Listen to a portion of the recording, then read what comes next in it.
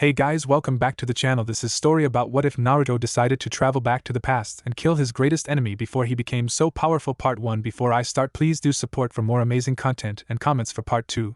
Do consider to subscribe my channel and share my video to your friends and check out the description as well. Let's start the video. The last 20 years in the elemental nations had been one of the darkest times in recorded history. The Fourth Shinobi World War wreaked havoc and chaos through all towns and villages throughout the lands.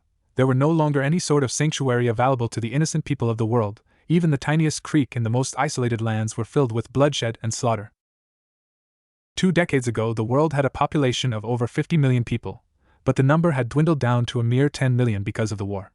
The evil forces of Uchiha Madara swept the lands of peace and life. No one would be safe as long as the man was alive. For the first time in history, all nations in the lands banded together to fight against one enemy, but they were not winning. The wicked forces of the Uchiha had proven to be far too much for the feeble might of the allied shinobi nations. The legendary Uchiha had employed some of the darkest jutsu in existence to ensure the defeat of his enemies and the success of his peaceful world. The ever-expanding population of Zetsus virtually gave Madara unlimited amount of troops, and their average power was higher than that of an average chunin. The price was too high for very Zetsu dead would even out to be 2 humans sacrificed. The human population had grown pessimistic and hopeless. No one believed that the allied forces would ever defeat the superpower of Uchiha Madara. It was far too great a task for any man. These negative thoughts were only fueled by the consecutive deaths of the 5 Kage of the elemental nations. The supposedly all-powerful beings of each nation had been discarded as weaklings by the truly all-powerful Uchiha, and it was by their deaths that many people had given up on the war. But like all stories ever written in history, there was always a dim light shining magnificently in the midst of the darkest times. Since 10 years ago, Uzumaki Naruto had been the supreme commander of the allied shinobi forces, and he had been battling gauntly against the Uchiha and his forces. It was only because of the Uzumaki that the humans have survived so long against Madara and his Moon's Eye plan. Back at the start of the war, Madara and his minion Uchiha Obito managed to revive the Jubi, but that plan was scrapped when Naruto and the previous Hokage all banded together to rip OT apart. With the aid of the most powerful shinobi to ever live, Naruto managed to seal some of the Jubi's power into himself, rendering the Moon's Eye plan useless.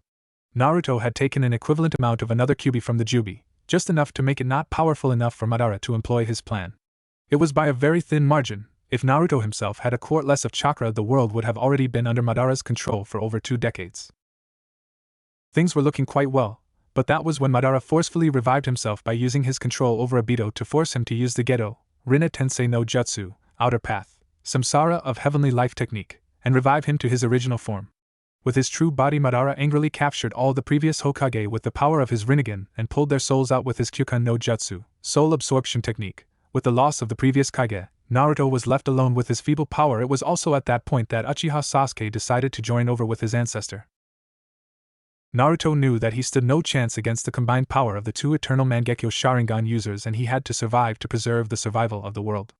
If Madara managed to kill Naruto, he would have gathered more than enough power to use his Moon's Eye plan, and that would mean the end of the human era. There was no way that Naruto or anyone in the allied forces could allow that to happen, so there was only one priority in everyone's minds at that point: get Uzumaki Naruto off the battlefield. Against the power of the Uchiha, many people were slaughtered while Naruto made his escape. The Uzumaki didn't know most of them, so that saved him part of the guilt, but 2 people died at that point that changed Naruto forever. Haruno Sakura and Hyuga Hinata had both sacrificed themselves for the sake of their love and leader. From that point on, there was no way that peace could ever be reached between Naruto and Madara. The world was too small for both of them to live. After that, Naruto was promoted to the supreme commander of the shinobi forces and had been leading his men into battle ever since. It was 10 years ago that Naruto had finally killed Uchiha Sasuke. The vision of the Elder Toad was very true. In the end, Naruto did end up fighting with Sasuke, and it was a death battle. It was clear to Naruto that they could never go back to what they once were, and he would kill Sasuke for the lives of the many men that had been sacrificed because of him. Naruto was no longer fighting for personal revenge for reasons, he was fighting for the very survival of the shinobi and humans alike, no matter what the Uchiha needed to die. With the full power of the Kyuubi and the chakra he absorbed from the Jubi, Naruto wiped Sasuke of the face of the earth with the full power Bijudama. It was a long and arduous battle, but Naruto was victorious in the end.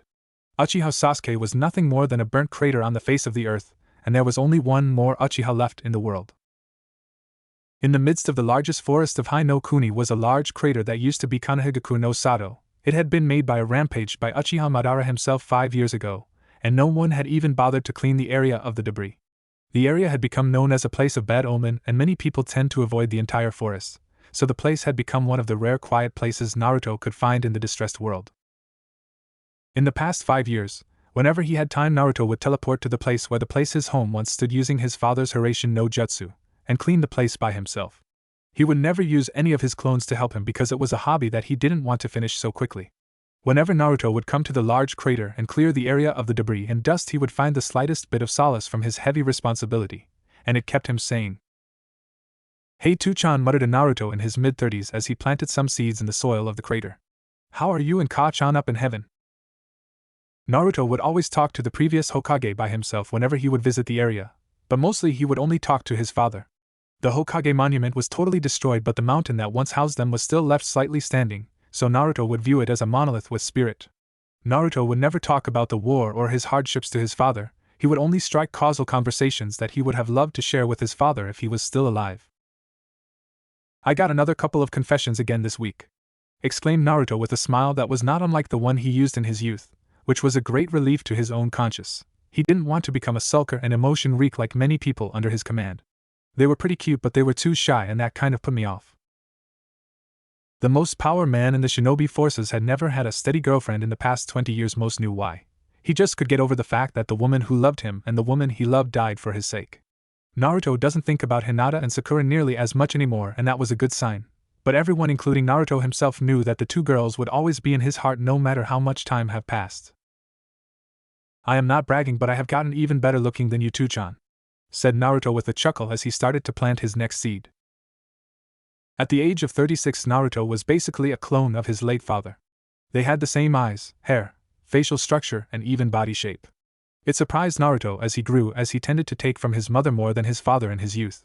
But apparently that was not true, although he still shared his Uzumaki chakra with his mother. Naruto was happy that he looked like his father and mother. It made him feel as though they were living on inside him.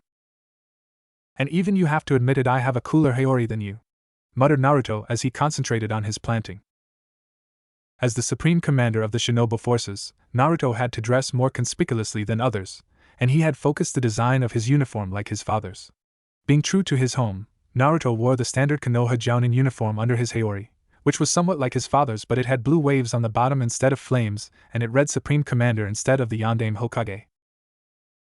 "It is time," Naruto muttered, a familiar voice from within Naruto just as the man was finished planting the very last seed needed for the crater. After 5 years of cleaning up, Naruto had finally finished, and in a few years the forest would be back to what it once was. "I can feel the zetsus coming already. You have about 3 minutes left."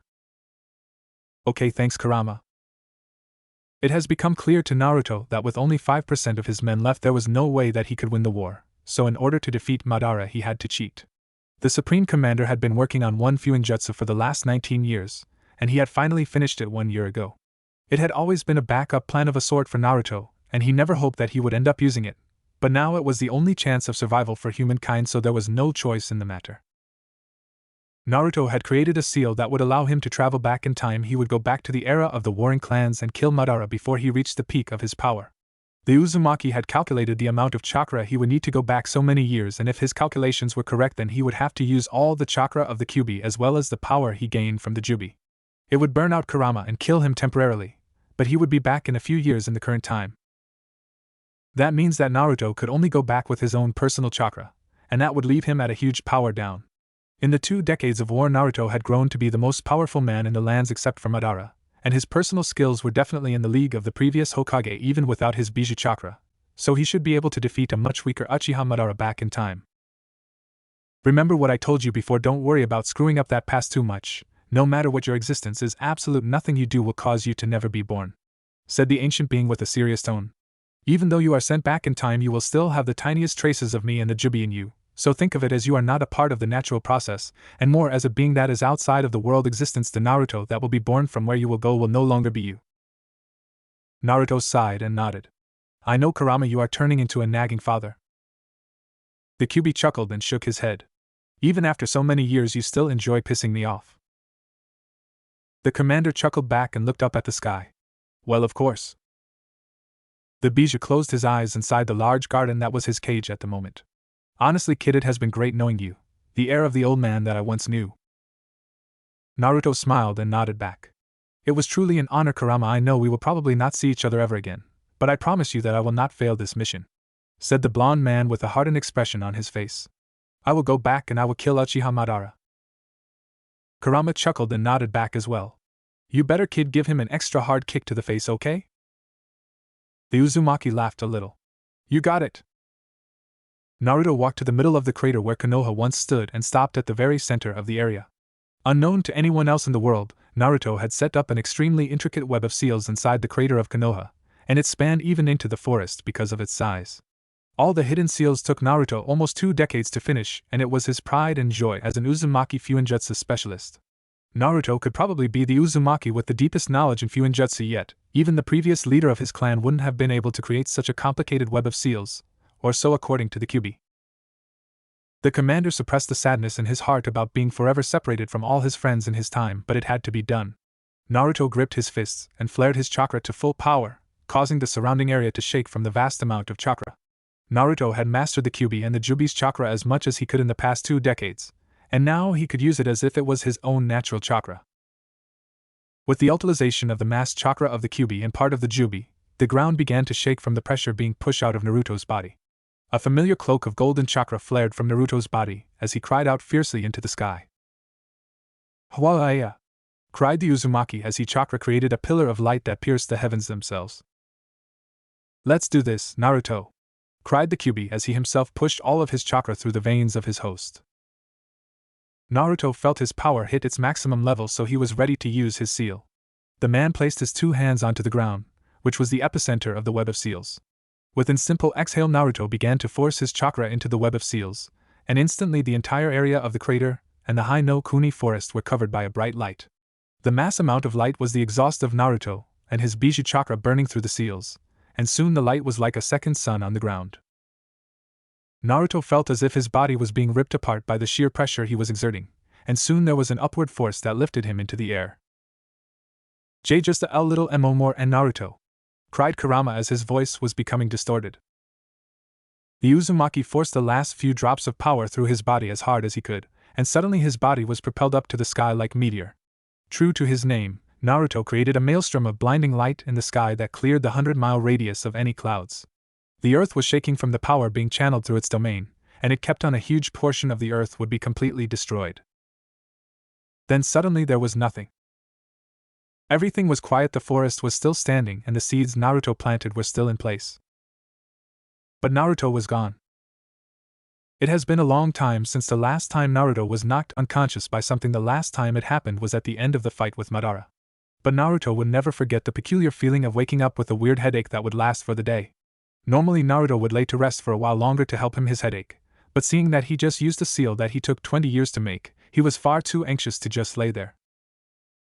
Naruto forced himself to open his eyes, and the first thing he saw was that the sky was extremely blue. There was not a cloud in sight. Underneath his body were no longer the loose dirt of the crater, but it was a layer of soft and long grass. How long has it been since Naruto last felt the crisp feeling of laying on grass? He couldn't remember, but he knew that it was once his favorite thing to do back in Konoha. Moving his hands just very little, Naruto could feel that he didn't have any strength left. He had used up almost all of his chakra and was very weak. Thankfully Naruto had thought about this situation, so he had brought back with him in his body seals a chakra replenishing seal. The Uzumaki placed several of them on his body a few hours ago, and they would automatically activate whenever he would be low on chakra, and he could already feel them kicking in as he felt his reserves fill up gradually. Man, that was a rough ride, muttered Naruto to himself, as he forced his body to sit up. The commander looked down and saw that his clothes were mostly intact, but his haori was completely ripped up and could barely stay on his body. Naruto sighed and ripped the remains off his body and brushed the dust that had collected on his Jounin uniform, which was surprisingly still perfectly fine. He then checked all the seals he had placed on his body, and he found that they were all intact, meaning that all the things he brought back with him were still with him, which was certainly good news. Looking around the area, Naruto couldn't help but feel a sense of nostalgia. It was the Konoha forest, but in this time it was just a nameless forest in the middle of Hai no Kuni. Naruto smiled softly to himself as he looked down at his hands. Wow, it really worked. I am really back in time, thought the man silently as he felt more hopeful than he had been for the last 20 years. Naruto had thought of a thorough plan of action before he left, and the first step was to locate where the Uzumaki clan was. It had become clear to Naruto that Madara had fostered so much animosity for the world, mainly for the Senju clan, so Naruto would try to prevent that from ever happening. He would join the Uzumaki clan and work as a part of their system. Hopefully that would allow him to meet the Uchiha clan and give him the chance to kill Uchiha Madara for the world, and his revenge. Naruto stood up with a sigh and smiled a little when he heard the sounds of a creek near him. "So thirsty," muttered the man as he staggered over to the small river and knelt down in front of it. The Uzumaki moaned a little in relief and pleasure as he drank the cold and fresh water. Back in his own time, the water of the many rivers in Hai no Kuni had mostly been contaminated by the war, so it tasted horrible, and it often made Naruto sick to his stomach, so the clear water in this time was a real treat to the powerful man. After having his fill of water, Naruto sighed and wiped his lips dry with his hand, but that was also when he looked down at the water. What is this?" muttered the man in shock as he saw his reflection. The person who looked back at Naruto was not who he was when he left. Naruto now looked like when he was 20 years old. The difference was quite clear. He no longer had the wrinkles he collected in his many hours of stress, and he wasn't as tanned as he was. This was certainly unexpected. Going back in time should only affect the surroundings around him. His physical body should have no changes to it all. Maybe it was caused by using up all of his Biju chakra at once. Naruto started to chuckle. "Well, I can't say I am not happy about this." Suddenly Naruto picked up some rapid footsteps coming towards him from the forest on his right side. Out of habit, Naruto immediately unsealed one of his tri-pronged kunai from his wrist and held it tightly in his hand. But what came out of the forest only a few seconds after was not what he expected. He was expecting an ugly Zetsu to jump at him, but instead he was greeted by the sight of a beautiful woman with a shade of red hair that reminded Naruto of his mother. "Look out!" cried the young woman as she fell towards Naruto's direction. Out of reflex, Naruto stepped forward and caught the woman in his arms, and she was surprisingly light in his arms. Looking down into his arms, Naruto stared into a pair of light purple eyes that looked very innocent and pure. Refocusing his vision, Naruto took in the full image of the woman's face, and he had to admit that she was one of the most beautiful women he had ever seen in his life. Her face was quite angelic and she had a sense of majestic on her. "Are you all right, miss?" asked Naruto as he slowly placed the woman on her feet. "You're hurt," exclaimed the man as he saw quite a bit of blood seeping through her white clothes. The woman was quite frantic as she tried to pull Naruto away from the area. "You have to leave this area, there are a lot of people coming this way." Naruto's eyes narrowed when he felt many chakra signatures coming their way, and oddly, he could still feel their negative emotions. "What the hell, Kurama? I can't sense Kurama anymore. Why do I still have this power?"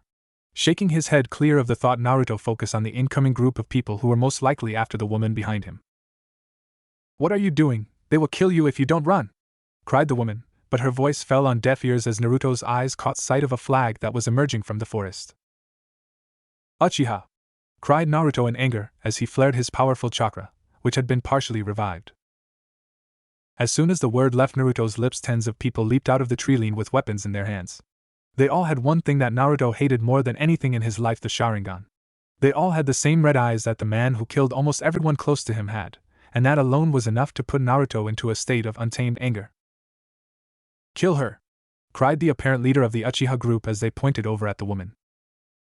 The woman staggered back and was about to leave Naruto since they were after her anyway, but she stopped when she felt the man flare his aura of chakra.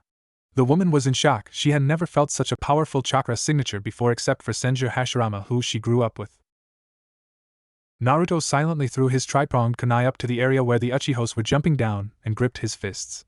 "Hiraishin no Jutsu," muttered the man as he vanished from sight and killed the first 5 Uchiha on the spot. The other watched on in shock as their leader and teammates were suddenly killed, and they themselves were frozen in shock from the palpable killer intent that filled the area. Naruto used his momentum to mercilessly kill whoever was in his way, and blood was aimlessly splurting all over the forest. The woman watched on in shock and amazement as Naruto effortlessly cut down one of the Uchiha's battle units. "Futon, Atsugai!" Naruto pushed his hands out and instantly, a blast of potent wind ripped apart the lands in front of him. The rest of the Uchihas close to the man were blasted to shreds by the sharp and heavy wind. None of them survived the next second of their lives. The wind carried on to destroy a large part of the forest, and at that point Naruto was struck out of the stupor and felt a little guilt about damaging the land he loved so much. A stabbing pain suddenly struck Naruto's head as he fell to the ground. "Arg!"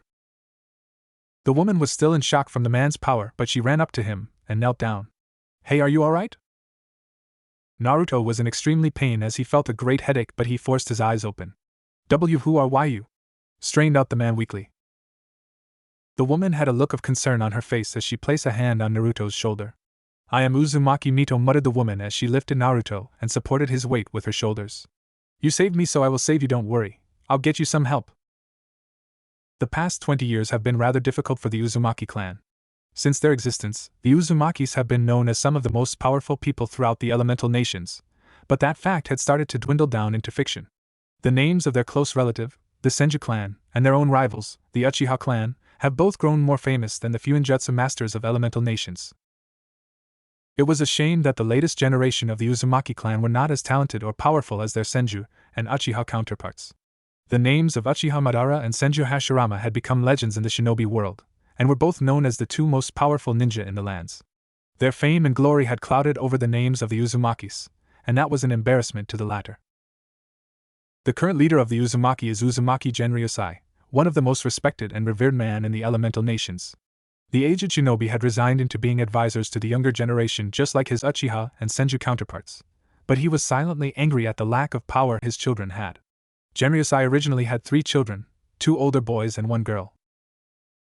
The boys were born as twins and Genryosai had high hopes for them. Unfortunately, they perished on the battlefield a few years ago. Then there was his little girl, definitely the apple in his eye. Genryosai never wanted to train his daughter to be a kunoichi as he wanted only peace and happiness for his little girl, but since she was the only heir to the clan after her brother's death, Genryosai had no choice but to train her as well.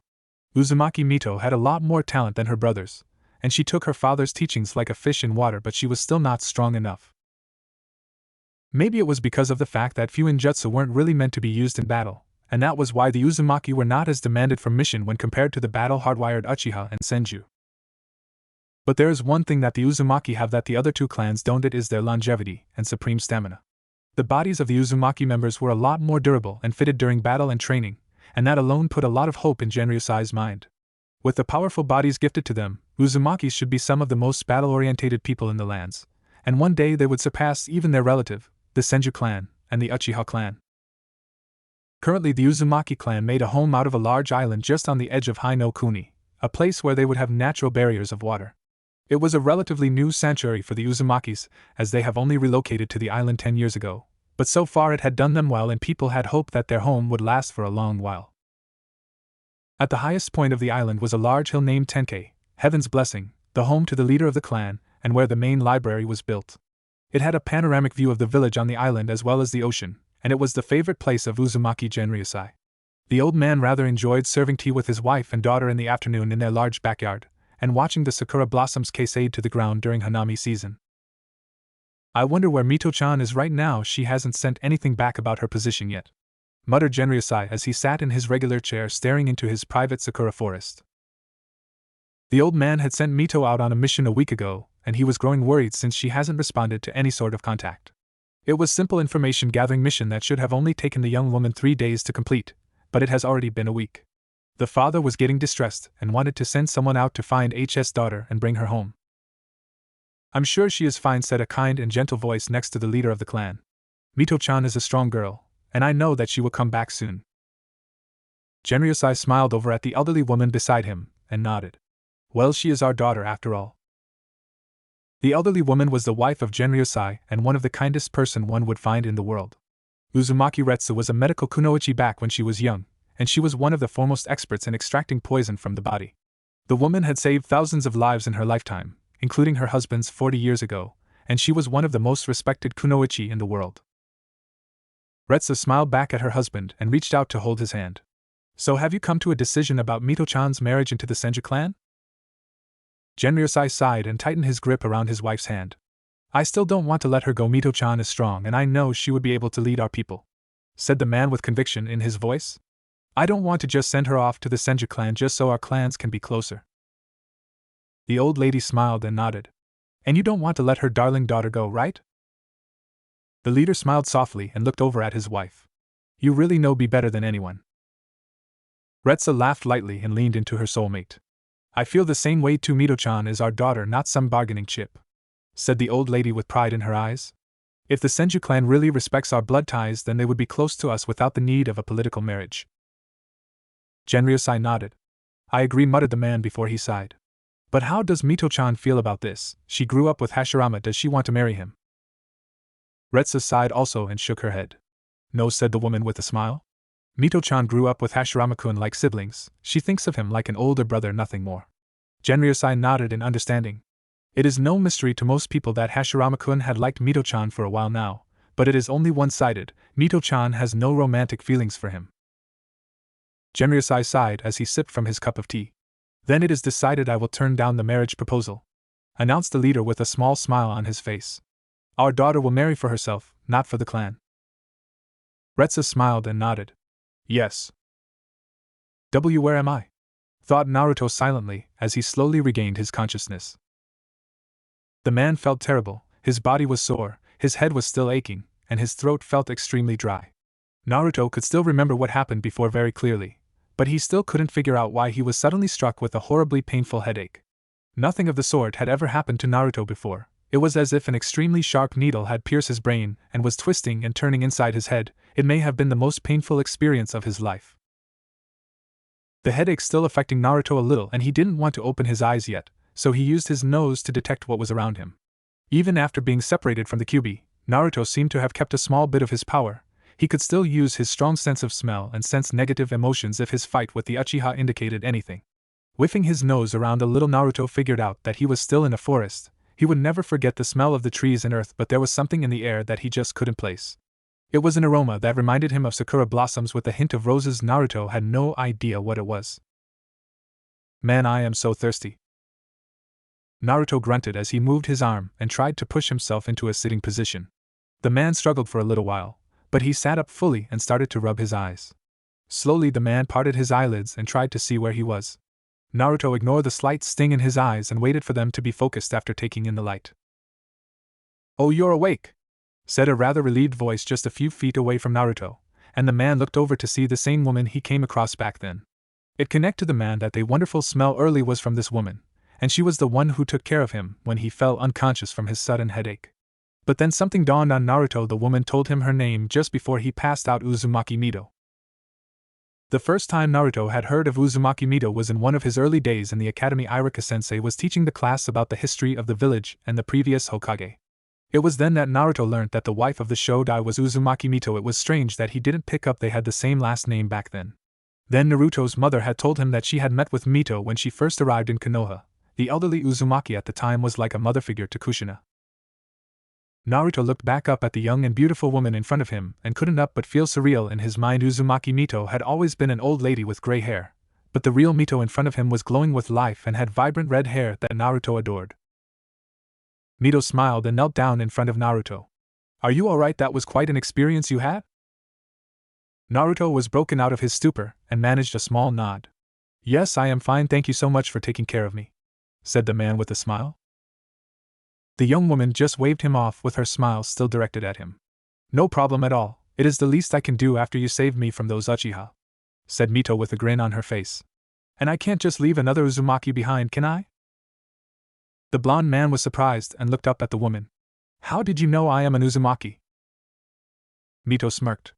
I may not be one of the best chakra sensors out there, but I am good enough to tell that you have chakra that belongs to the Uzumaki clan, claimed the girl with pride in her voice. So did Tuchan send you here to back me up? Naruto was seeing where the conversation was going and shook his head. No, I was actually on a trip to find the Uzumaki clan, said the man as the girl was in turn surprised. I am an Uzumaki, but I have been living with my parents this whole time and I have never actually seen our home. This was a cover-up that Naruto had thought up before he traveled back in time. He had done some research and found that some Uzumaki had broken off contact with the clan to live as normal civilians, so it would be the perfect cover-up for him. The girl was surprised and sat down on the ground. Really? Muttered Mito as she tilted her head in thought. I know about some members that have broken off contact with the clan, but I've actually never met one before. The man was delighted at how pleasant and carefree Mito was being. Well, I am one of them. Mito nodded and smiled. So where are your parents now? Are they thinking of coming back to the clan? Naruto's expression darkened and shook his head. My parents are dead, they were both killed by the Uchiha clan, muttered the man angrily as Mito's eyes widened. I am sorry, I didn't mean to bring that up, apologized Mito with her eyes to the side. Naruto shook his head of his negative emotions and smiled at Mito. It's alright, Mito-san, I should be sorry for being angry, said the man as the girl looked back at him. It is still kind of a sore subject for me. Mito shook her head. No, I completely understand. The two Uzumakis shared a moment of silence, as neither of them knew what to say after all that. Mito was twiddling around with a blade of grass as she looked down at the ground, trying to come out with a new topic to talk about. Naruto, on the other hand, was taking the time to really look at the woman in front of him. Mito was really a beautiful girl in his eyes. Her face was adorable and angelic. Her red-haired cascade down to the small of her back and looked very silky to touch. Then there was the elegant white kimono on her and made her look perfect. Naruto's eyes suddenly widened. Mito-san, are you own wounds treated? Asked the man, remembering her wound as he saw the blood on her kimono. Mito smiled and nodded. Yes, I am a novice medical kunoichi and I healed myself. The male Uzumaki nodded and looked around the forest. Then we should leave this forest soon. The Uzumaki heiress sighed. That is the problem, this forest is close to the main base of the Uchiha clan, and if we get caught by them we are done for. Naruto's eyes widened in shock.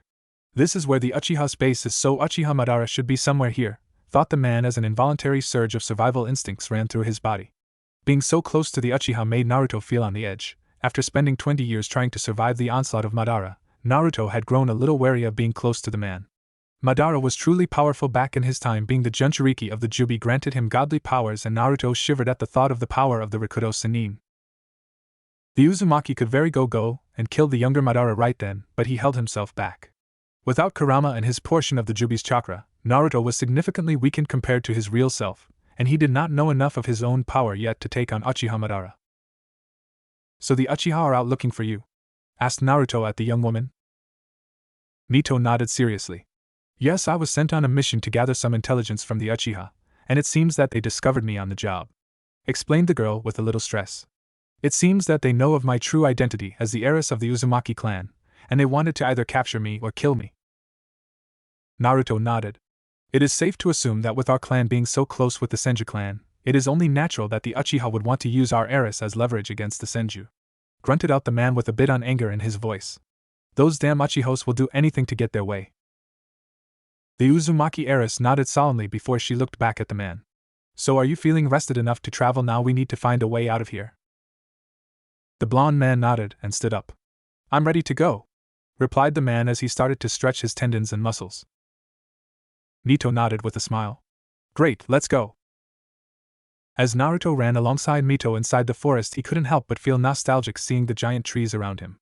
It reminded him of the Forest of Death and the Chunin exams. It was surreal to think that it has already been over 20 years since then.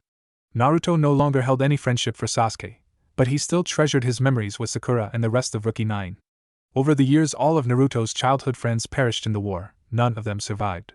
Naruto sighed inwardly at the thought of his friends after his mission in the past. It was likely that all of them wouldn't even be born. I think we are going in the right direction, said Mito, breaking Naruto out of his thoughts. It is about sundown, and we need to head west, so all we need is to follow the sun. Naruto nodded in agreement. Yes, muttered the man. So the Uzumaki clan is located in the south of here? Mito nodded and looked back with a smile. That's right, I forgot you had never been home before, said the girl with a bright smile. We have relocated to an island of the coast of Hai no Kuni. We moved there 10 years ago, and it has been great. Naruto smiled at the thought of going to the home of his ancestors. It sounds great, I look forward to seeing it for the first time.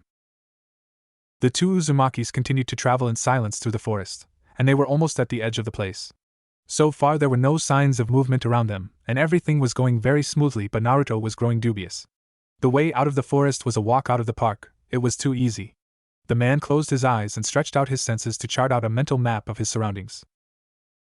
True to his suspicion, Naruto sensed a few signatures of negative emotions trailing behind them. They were about 100 feet back and they were deliberately trying to be discreet. Naruto narrowed his eyes and acted like nothing happened before looking across a little at Mito. Mito-san, is the location of the Uzumaki clan a secret? Asked Naruto softly. Mito was a little surprised at the question and just nodded. Apart from us Uzumakis and the Senju clan, no one really knows of our location. Naruto nodded and inwardly sighed at the trusting Mito. The girl was still young and inexperienced, that much was very obvious. He could have been a converted Uzumaki who was spying on them for other clans. Mito was far too trusting, and that was definitely not a good sign for the girl. But back to Naruto's main issue, it was safe to assume that the Uchiha were purposely letting them escape in order to shadow them. They wanted to know where the Uzumaki clan were located. Okay, Mito-san, don't act any differently, muttered Naruto as he continued to run forward with his clan heiress. There are about 10 Uchihas following us 100 feet back. Mito's eyes widened but managed to hold back any sudden movements. They are purposely letting us go in order to follow behind us. They want to find out where our clan is located. Mito was angry that she did not notice and discreetly grunted in acknowledgement. Okay, so we should confront them now. Naruto shook his head very little. No, while that may end their pursuit, it may also attract the attention of other Uchihas near them. We have to get rid of them as quickly and silently as we can. The heiress nodded in agreement. Alright, but I am not so much of a fighter myself, said the girl a little shamefully. I am more of a medic and stealth kunoichi. The blonde man smiled kindly at the girl. Well, this is where I come in. Don't worry, Mito-san, just leave everything to me. Naruto knew exactly how quickly himself and Mito were moving, and the Uchiha were doing their best to stay at a uniform length away from them, so it was safe to reason that the Uchiha were traveling at the same speed. There was about 100 feet distance between the Uzumaki and their pursuers, and based on their speed it would take them about 10 seconds to clear 100 feet. Naruto smiled to himself as he channeled some more chakra to his feet, and readied his Hiraishin Jutsu Shiki. Over the years Naruto had gained complete control over his father's Hiraishin no Jutsu, and he could even plant the Jutsu Shiki through the sole of his feet. So for the next 10 seconds, Naruto planted 5 Jutsu Shikis on the 5 branches he stepped on, and right at the end of those 10 seconds Naruto struck. Mito was shocked to see Naruto suddenly disappear. He was so fast she couldn't see his movements at all. The girl stopped in her tracks and looked backwards at the sight. It was safe to say that she was stunned. It was the same jutsu Naruto had used before to defeat most of the Uchiha, but Mito hadn't seen its true effectiveness. As soon as Mito turned back, she saw the sight of Naruto slicing open all 10 of the Uchiha's jugulars in under a split second. The Uchihas had no chance to even fight back. They didn't even know what hit them. In less than a second they were all cut down like sheep to the slaughter, and all they would have seen was a flash of Naruto's blonde hair. Incredible, muttered Mito in awe at her fellow Uzumaki's power. Naruto was standing over the fallen corpses of the Uchiha with a blank look on his face as he gripped his fists together. That brief use of the Hiraishin no Jutsu allowed Naruto to judge the amount of power he had left. Using the Hiraishin didn't use up any sort of chakra when he was just teleporting himself, but it would show him the capacity of his body and the size of his chakra reserves. So far Naruto concluded that he was left with the chakra of an average Kage. It was still plenty to work with, but not nearly as much as what he had back in his time. I need to work on developing a larger reserve. I would need it later on if I am to fight Uchiha Madara. Naruto still had to try out his other jutsu, most importantly his Rasengan and the Kage Bunshin. Naruto was sure that the Rasengan would be no problem at all, seeing that his chakra control should have improved at the loss of part of his chakra, but his Kage Bunshin would probably be halved in number. Having gained so much experience and skills as a shinobi, Naruto would rarely produce mass amount of clones to fight anymore, but he would still use them for training. Losing the ability to use mass amounts of clones would slow his progress down quite a bit. With a sigh, Naruto jumped back to his future leader and offered her a smile. There, let's get going now. Mito was still looking at the man in awe and just nodded a little. That was amazing, exclaimed the girl with glee. I've never seen anyone move so fast before. Naruto couldn't help but chuckle at the girl's innocence and happiness. It made him feel nice inside. Thank you, Mito-san. Hopefully my skills will allow me back into the clan. The heiress nodded enthusiastically. I am sure that my Two-chan would be delighted to have someone like you in our clan, chirped the girl happily as she hopped a little. Let's hurry back. I have to introduce you to my Two-chan. Naruto had a smile on his face as he sped across a part of the expansive ocean alongside Uzumaki Mito. The young woman was correct. The location of the Uzumaki clan was just off the coast of Hai no Kuni. Naruto could already sense from chakra signatures from where he was. Naruto was happy about going to his official clan home for the first time ever. These people were literally his family, one that he desperately needed when he was a child. The Uzumaki had always wondered about his family when he was an orphan back in Konoha, and he never thought that he would one day actually join the original Uzumaki clan. The masters of Fuinjutsu had been destroyed along with their village in the Second Shinobi World War, and Naruto had always been a little angry about it, but now he had a chance to change things. Naruto plans to make the Uzumaki clan the strongest in the elemental nations, a clan that will be more revered and praised than the Uchiha and Senju. The restoration of the Uzumaki clan had been a side goal in Naruto's mind even back in his own time. He wanted to repopulate his lost clan by himself after the war, but there was an easier way. By bringing the Uzumaki clan up to the top of the elemental nations would allow Naruto to go to war with the Uchiha clan, and he would use that to destroy Uchiha Madara before he could ever become so powerful. This would bring a great change to the future, and Naruto knew that perfectly, but it was a needed change.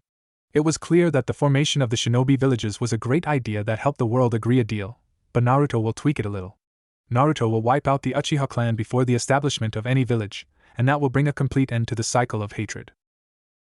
We are almost there, Naruto-san, chirped Mito happily as she was very excited to finally return home.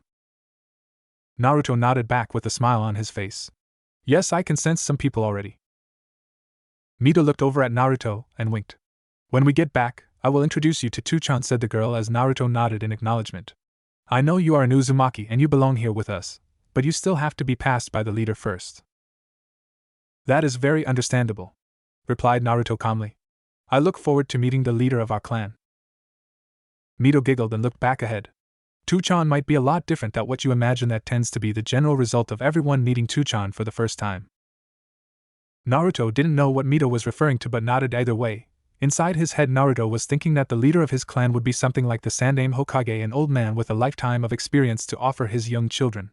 Of course, Naruto had heard many things about the Uzumaki leader, Uzumaki Genryusai.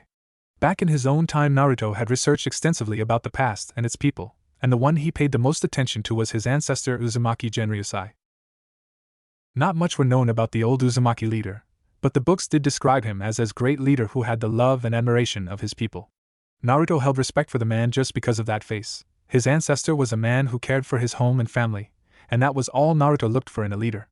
In Naruto's eyes, the leader's most important trait is to motivate and encourage his people. As long as he is able to do that, strength may not necessarily be needed. Soon the two Uzumakis made it to the main gate of the Uzumaki clan compound, and Naruto was surprised at the enormous size of the structure. Naruto could tell that it was not a regular gate. It had many layers of seals encrusted on its surface, and from what he deduced, Naruto found that if one was to try to break the gate with force, the gate would automatically absorb the chakra used by the trespasser and use it to enforce its own defenses. It was truly an impressive gate guarding the home of all Uzumakis. Mito had a smile on her face as she walked up to the gate and placed her hand on some sort of talisman.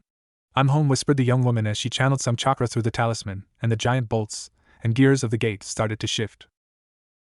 Naruto stood behind Mito with a serious expression on his face as he readied himself for meeting with his clan. Mito-chan! Shrieked a girl who was no older than Mito as she ran out of the gate as soon as it was opened. Mito smiled brightly at the sight of the other girl and ran towards her with her arms opened. Asuka-chan! Cried Mito as she hugged her best friend as hard as she could. Asuka was a girl who had the same shade of hair as Mito, the traditional Uzumaki red. She tied her hair into a braided ponytail that reached the top of her back. Naruto mused at the fact that Asuka was dressed like a young cowgirl. She had a peach-colored vest over a pink shirt with blue jeans, and to top it off she had a white cowboy hat on her head. It was certainly not normal for people to dress so conspicuously as a ninja, but it worked on the girl and Naruto thought she was quite cute. Mito Abakan! Cried another voice as a small boy no older than the age of 10 ran out of the gate. You're home! Mito pulled away from Asuka and desperately reached to wrap the boy in her arms. Ren-chan! Cried Mito as a few drops of tears escaped her eyes. Naruto smiled a little at the sight. It seems that Mito has been desperately missed during her mission. While he looked at the young boy, Naruto couldn't help but feel a little nostalgic. The boy's face reminded him a little of Konohamaru. The boy was clearly younger than Naruto's surrogate brother, but their facial structures were a little similar. The Uzumaki boy had a shade of red hair that was like Mito's, but his was a little darker and was spiky as well. Asuka wiped the tears from her eyes.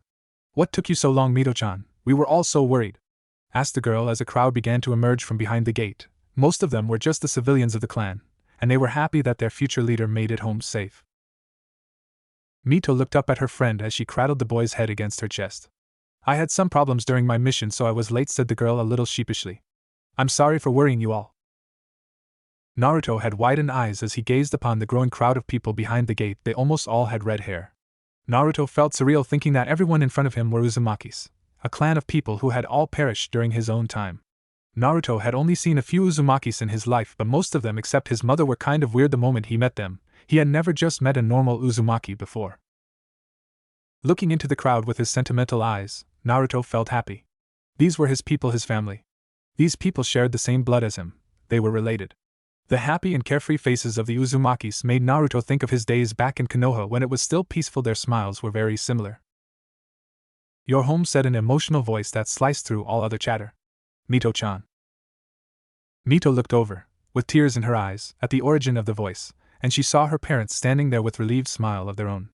"Tu-chan, Ka-chan!" cried the heiress to the clan as she ran forward and leaped into the comfort of her parents' arms like a little girl. Genryosai and Retsu happily accepted their daughter into their arms and hugged her lovingly. "I knew you would make it home," muttered the leader of the clan with a smile on his face. "I was so very worried, but I knew you would come back to us." Retsu smiled as her daughter nodded into their arms. "Yes, welcome home, Mito-chan." Naruto smiled at the sight with happiness with a hint of amusement. The Uzumaki clan was certainly very different from the Uchiha clan. It was amazing that the heiress of the clan could still be such a little girl in front of so many people in public. No to mention that the leaders of the village looked more like an old retired couple who would rather play with grandchildren than to lead their clan into greatness. While it may seem absurd and ridiculous to other clans, Naruto with his clan's affectionate nature to each other to be wonderful and warm. After all, a clan or village should be a huge family that cares for each other.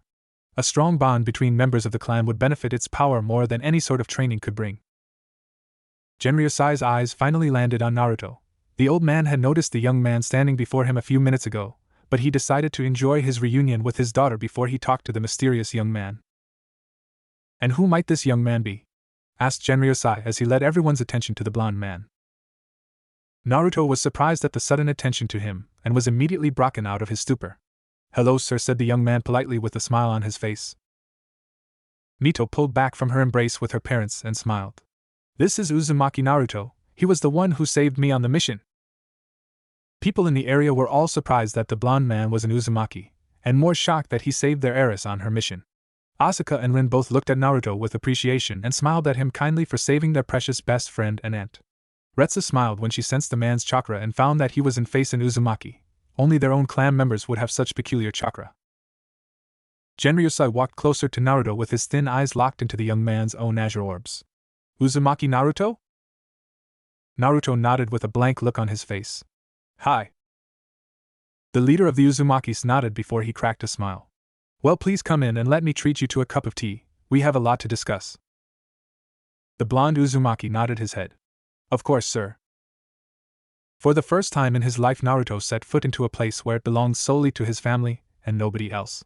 While it may not have been as glorious and prosperous as Konoha was back in his own time, it was near perfection in his eyes. This was what he yearned to see. Children in the streets walking along with their parents happily while eating some treat. The general mood of the village was happy and festive, something Naruto had not seen for over 20 years. Very much like Konoha, there were many stands and stores open for daily customers of the village, and they have Naruto a huge sense of nostalgia. He could smell the delightful aroma of steamed buns and grilled squid in the air, the soft sound the wind through trees around him, and the peculiar scent of the ocean seeping from the outskirts of the village. The place was disturbingly like Konoha, and Naruto felt a lump in his throat as he walked through the busy and happy street with his ancestors. Just seeing these people gave Naruto hope and encouragement that he could really change the future. He needed to change the future. Naruto will never allow Uchiha Madara to construct his evil plot again. He would die before he would allow the Uchiha's plan to come to fruition.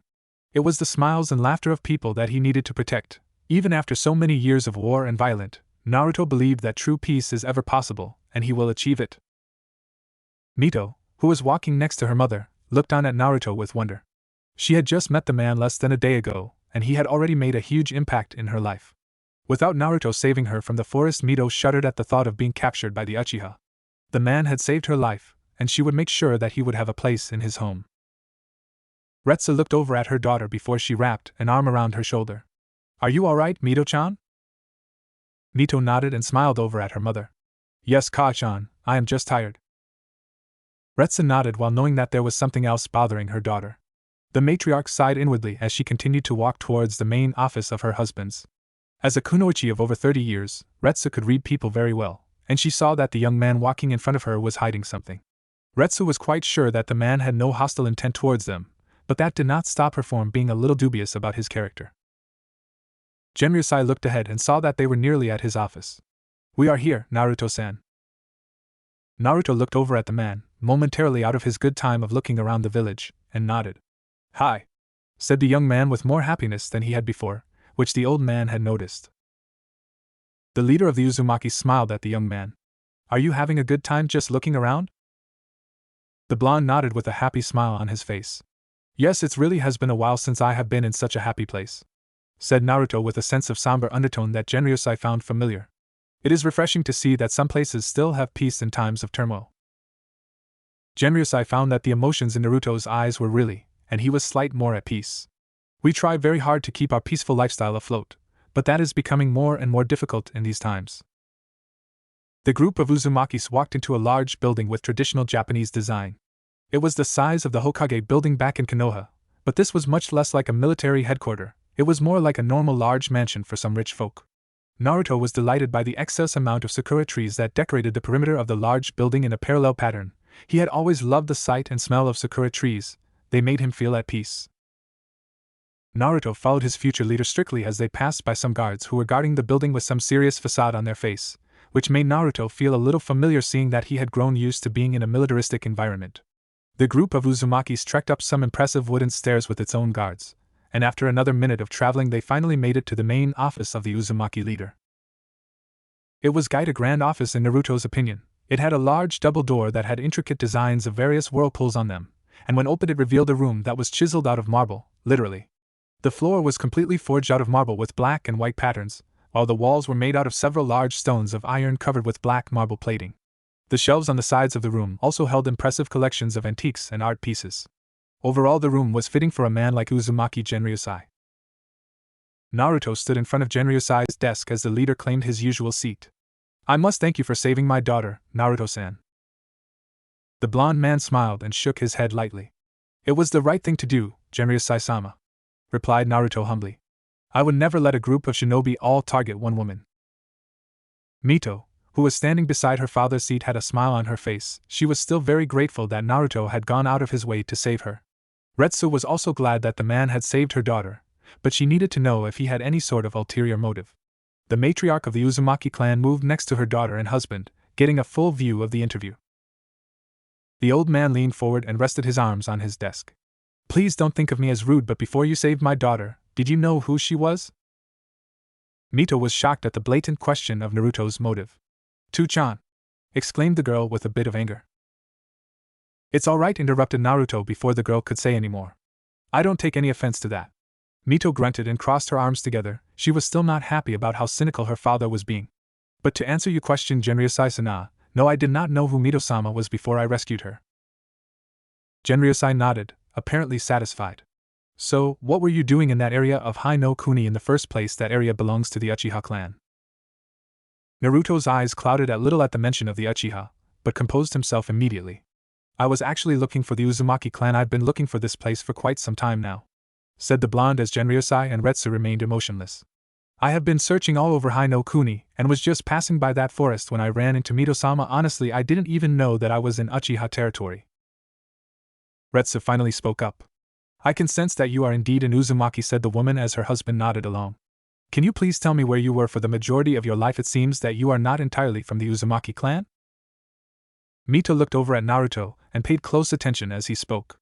"My father was not an Uzumaki, but my mother was, and I inherited my Uzumaki chakra from her," explained the man politely to both his leader and his leader's wife.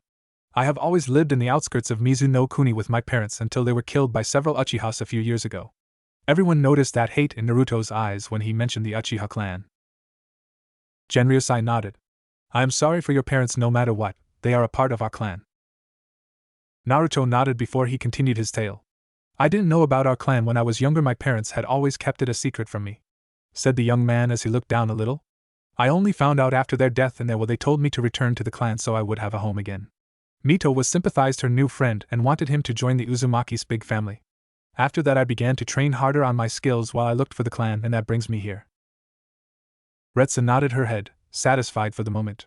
"Many of our clan members had departed the clan several decades ago. It was after a great war, and some of us really wanted to leave to become normal civilians," said the lady with a rather sad voice. "Your mother was undoubtedly one of them. It is unfortunate that even after leaving she was still killed by the Uchiha." Genryusai sighed and felt a little tired already. "So your mother was the one who taught you ninjutsu?" Naruto nodded his head. "Yes, but my father was also a shinobi, and he taught me as well, and I gained the power I have now after their deaths." "So you trained yourself for the past few years," suggested Genryusai with a tiny hint of praise. "I assume that your training has worked, seeing that you were able to save my daughter." Mito smiled and nodded rather enthusiastically. "Yeah, I have never seen anyone as fast as Naruto-san before, not even Hashirama or Tobirama are as fast as him," exclaimed the girl as her parents were shocked at the news. "He defeated all 10 Uchihas chasing me in under a second. I never thought anyone could be so fast." Retsu looked over at Naruto. "So are you a taijutsu-focused ninja, Naruto-san?" Naruto shook his head negatively. "No, I am a Fuinjutsu user. What Mito-san saw me do early was a result of Fuinjutsu." Genryosai, surprised and pressed on the topic. "Really?" asked the old man as his daughter nodded along. Naruto nodded and looked into his leader's eyes. "Yes, I use a jutsu my parents created, Hiraishin no Jutsu," said the young man, ignoring the looks on the other for the moment. "I know that the Senju clan has a similar jutsu, but I assure you that mine is different." Naruto had seen the Nidaime use his form of Hiraishin before, but it was nowhere as fast or versatile as his father's version. Even the Nidaime admitted that the Yondaime was much faster than he was. Mito had widened eyes. "I have seen Tobirama use something with that name before, but it was nowhere as fast as what you used." Naruto nodded. "My Hiraishin no Jutsu is not pure speed, it is a space-time ninjutsu," said the young man as his audience was once again shocked. "By placing a certain Jutsushiki in one place, I open a hole in our dimension and travel to that same place instantaneously." Naruto looked over at Mito. "That is what I did before I placed my marker on the branches we stepped on, and when the Uchihos were on the same branch I teleported to my markers to catch them by surprise." Genryosai and Retsu were both surprised by the power the young man had. "That is really quite an impressive jutsu, Naruto-san," said the leader with a small smile on his face. "You will definitely make a name for yourself in the future with such power in your possession." Naruto bowed a little at the compliment. "Thank you, Genryosai-sama." Retsu stepped forward a little. "That being said, Naruto-san, even with all your power and potential you still want to join the clan?" asked the lady seriously. "You can easily make yourself a good name out there without the clan, and that would probably allow you more gain as well. Why would you want to join us?" Naruto smiled.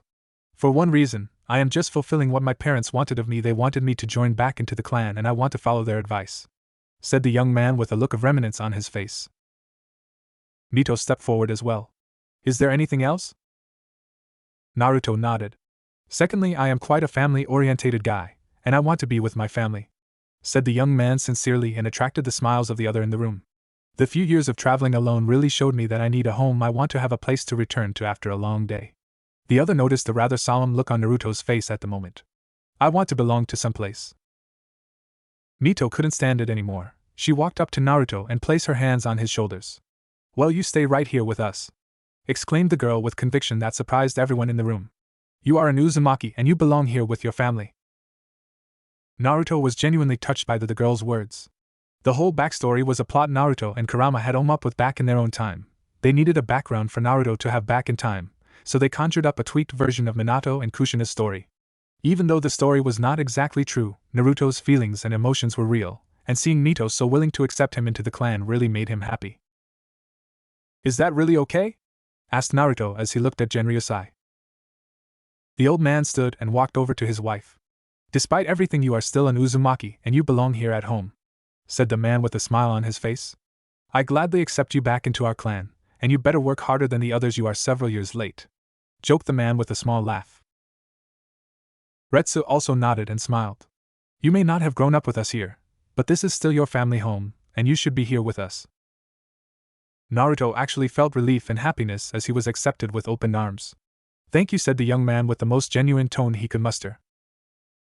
Mito giggled happily and wrapped her arms around Naruto's right arm. "Welcome home, Naruto-san." Naruto had to suppress a tear of joy from escaping his eye. "Thank you so much." For the majority of his life, all Naruto ever wanted was a family, and he had never had one. All the suppressed feelings bubbled up to the surface of Naruto's mind, and even a hardened war general like himself had to hold back the sheer happiness he felt. He was finally truly with his family. He had joined the Uzumaki clan, a place that he was born to be in. "I promise I will never let the Uzumaki clan be destroyed," silently thought the man with a smile on his face. "This is my home, and I will protect it with my life." It has been many years since Naruto had been so in peace. When the Uzumaki was back in his own time, he was used to living in constant change. Their forces would be in one place in the morning and another by nightfall, and that made Naruto yearn for a stable home. It was depressing to say the least that Naruto had to travel back in time to the era of warring states to find peace in his own life. After speaking with the higher-ups of the Uzumaki clan, Mito had led Naruto over to a home that was at the heart of the village. It belonged to the Uzumaki clan and Genryusai would rent these homes out to his shinobi to live in. All Naruto had to do for rent was to pay a feeble 2,000 ryo a month, which was basically the pay of a simple B-ranked mission. Naruto was very happy to live in a home again rather than a camp. He may not look like it, but Naruto enjoyed decorating his own home and making it into his own image. He loved that he finally had a place that he could call his own, and he could alter it much as he wanted without having to move every few hours. Back in his own time, and before his untimely death, Kakashi would often tease Naruto for buying different items whenever they would pass through a town. "How are you liking this place?" asked Mito with a smile on her face. Naruto turned his sight back to the beautiful woman and nodded with a smile. "I love it, thank you again, Mito-sama." The red-haired lady placed her hands on her hips and gave Naruto a look. "Just call me Mito, I was never one for formalities." The blonde chuckled and nodded back. "Okay then please just call me Naruto." Naruto smiled as he looked around his house. It was of average size, about 1,000 sq feet, and it was very efficient.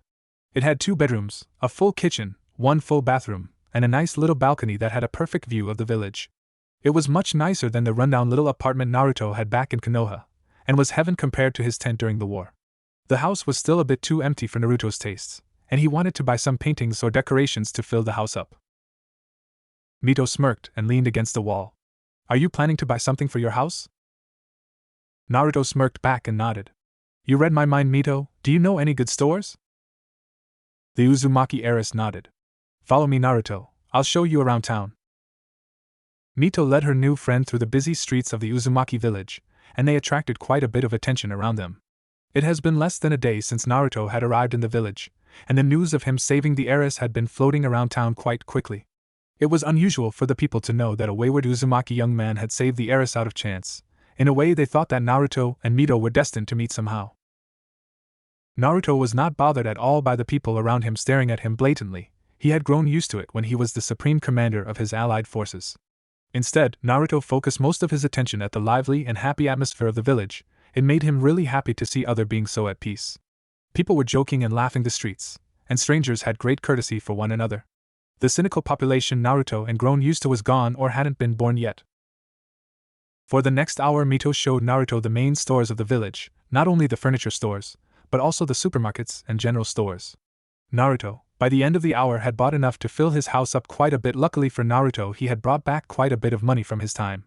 Naruto sealed everything he bought into a simple scroll that he sealed into his wrist. It really was very convenient. Mito had her hands entwined behind her back and a smile on her face.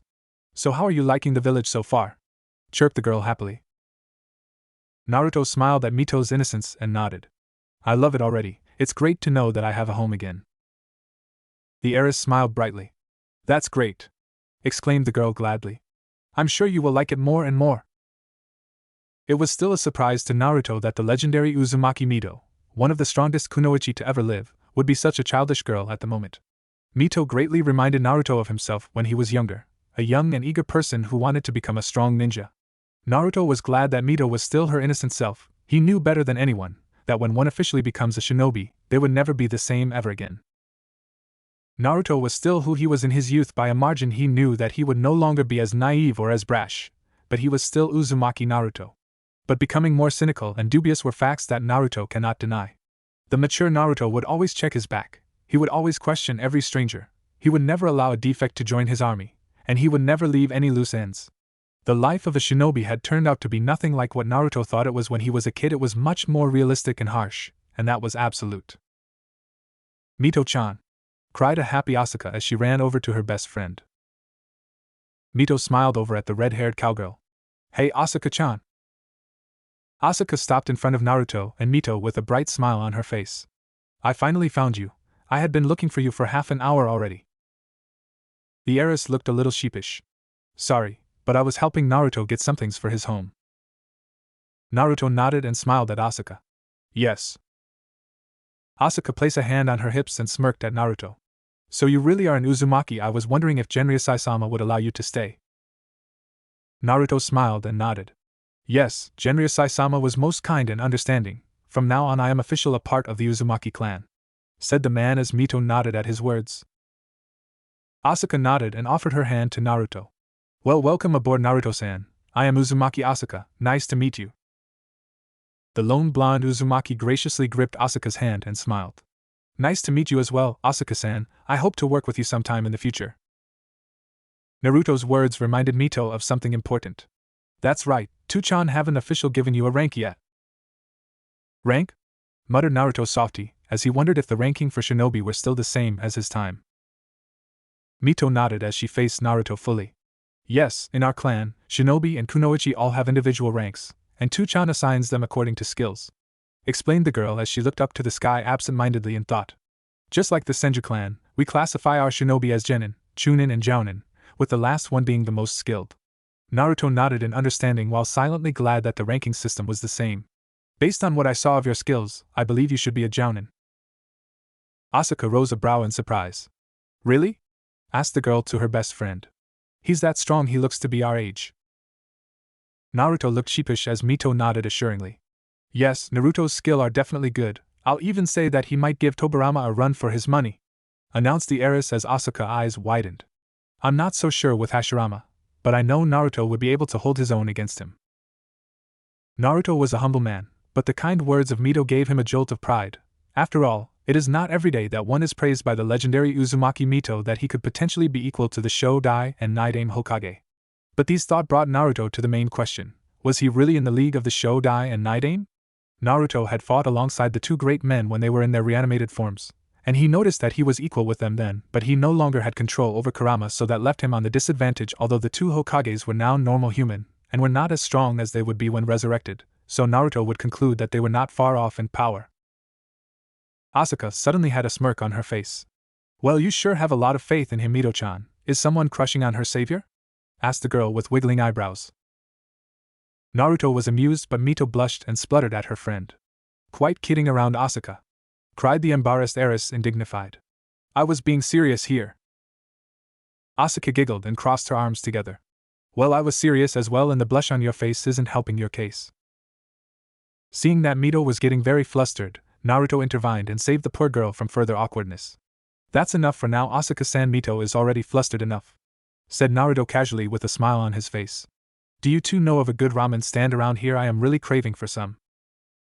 Mito was glad that she was out of the spotlight and nodded to Naruto's question. You have good taste, Naruto. There is a great ramen place here in the village, said Mito with a smile on her face. We go there a lot. Asuka grinned and nodded along.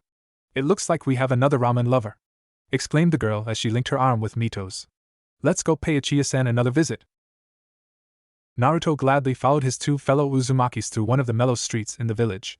It was reaching evening and the sun was beginning to set, marking the first day of Naruto back in the past. Naruto's own evaluation for his travel to the past has so far been very successful. In less a day he had already joined the Uzumaki clan, which was much faster than the predicted 3 months.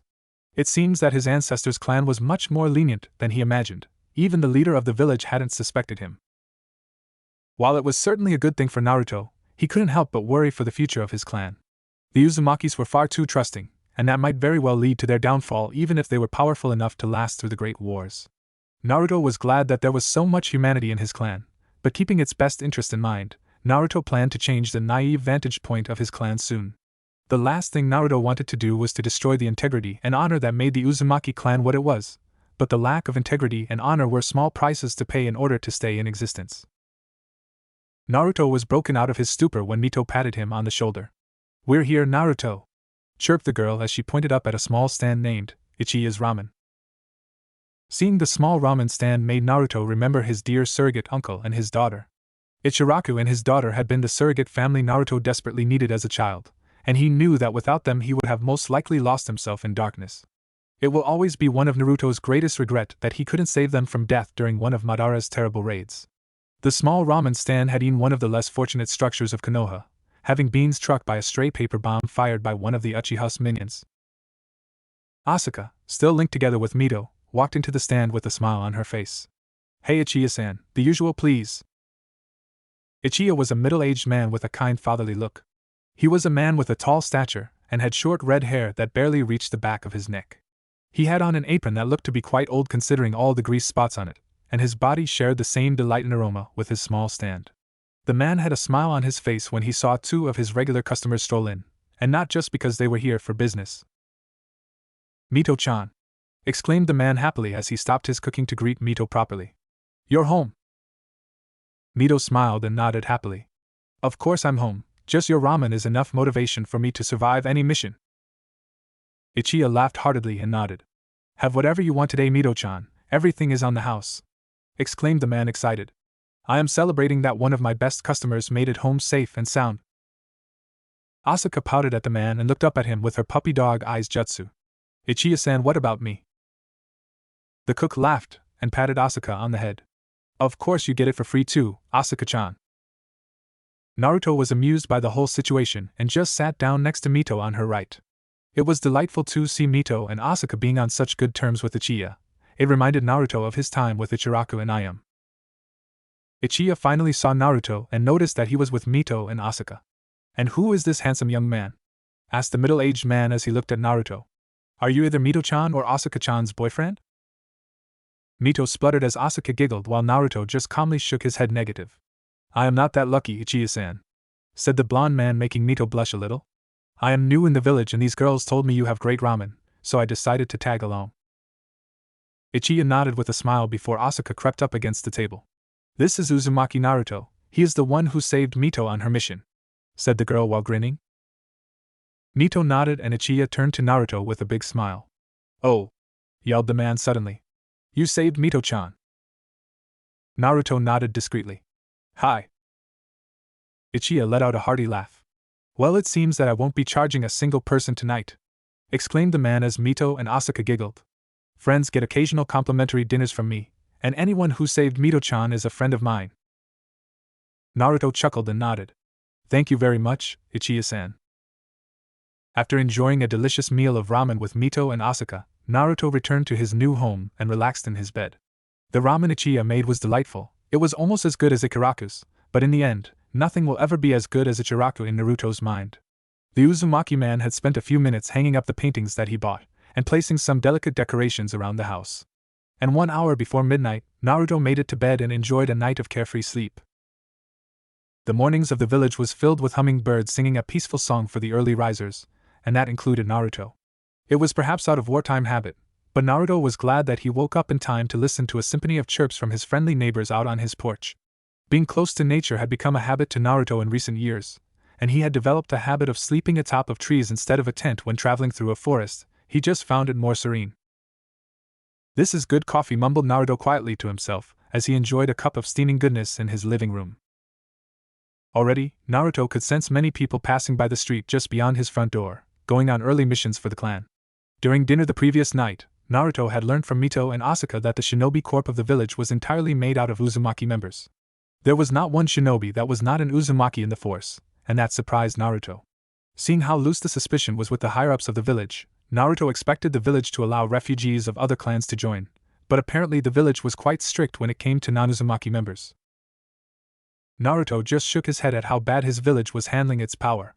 While being kind and helpful to Uzumaki members were good, it allows a rift to exist in the security of the village. If one could find a defected Uzumaki, they could very well send him back to the village as a spy, and the village would easily let him in. Then being very strict of foreign shinobi would limit the power the clan had within. If the Uzumaki were willing to accept some defected shinobi from other clans, it would promote diversity in the force and create innovation. Being such an isolationist was not exactly ideal to the island-bound clan. A sudden knock on his front door pulled Naruto out of his train of thought. Who is it? Asked Naruto as he opened the door. On his front door step was surprisingly Uzumaki Mito. Hey Naruto, good morning. Naruto smiled at the sight of the beautiful Mito and nodded. Good morning to you too, Mito, said the man as he opened his door fully. Please come in. Mito nodded and walked inside the home with a bow. Sorry for bothering you so early in the morning, Naruto. The blonde man waved her off with a smile. No problem at all, I am an early riser, and I love your company. The Uzumaki heiress smiled and clapped her hands together. I am actually here today to summon you to Tu-chan's office, chirped the girl excitedly. It seems that Tu-chan had decided to test your strength today so he could officially offer you a rank. Naruto smiled at the prospect of fighting some of his fellow Uzumakis and nodded. That's great, I've been meaning for a nice fight, announced Naruto with a smirk. Let's go. Mito remained motionless and stopped Naruto with a hand. Wait, shouldn't you change first? asked the girl as she eyes Naruto's sleeping attire, just a pair of shorts and a t-shirt. Naruto smirked and made a hand sign. Kai! Chanted the man as his body was suddenly covered by a puff of smoke, and when it cleared he revealed Naruto changed into a battle uniform. Naruto's outfit consisted of a whole body, black combat suit, knee-length combat boots, a pair of arm braces, fingerless gloves, and a black combat vest that protected his torso. This was Naruto's usual fighting uniform in the war, and it had done him well in recent years, so Naruto decided to bring it back with him. Mito was surprised and had a look of bewilderment on her face. Suga! Chirped the girl as she jumped up with a smile. Can you teach me how to do that? Naruto chuckled and patted Mito's head like she was a child. Sure thing, Mito! Like the day before, Naruto headed towards the large structure that contained the office of the leader of the village. The place was rather close to Naruto's home, it was just a 5-minute walk away. There was a clean straight road that led directly to the building, and scenery in between were things that Naruto will learn to cherish. It was still early in the morning and people were just starting to set up their shops and stands, and the sight made Naruto feel like he was back in Konoha again. Making it to the main office 5 minutes later, Naruto followed behind Mito into the ever-winding hallways to the place once again. The blonde Uzumaki was excited to test his power against another Uzumaki. He wanted to see if their Fuinjutsu was really as powerful as he had heard. Knocking a few times on the marble double door, Mito walked in with Naruto close behind. Good morning, Tuchan, I brought Naruto, announced Mito as she stood beside her mother just like the day before. Genryosai and Retsu both smiled a little at the young man. How was your first night here at home, Naruto-kun? Asked the aged man kindly. Naruto smiled and bowed a little. It was great, I am already loving this village. Retsu had a smile of her own and gave a slight nod. That is good, we're glad. Genryosai cleared his throat to signal that the casual conversation was over. So, I assume Mito-chan had already told you the purpose of your coming here today? Naruto nodded. Hi. Genryosai smirked and stood up. Good, said the man as he walked toward the door. Follow me, Naruto-kun. The blonde Uzumaki was rather confused but listened to his leader's words either way.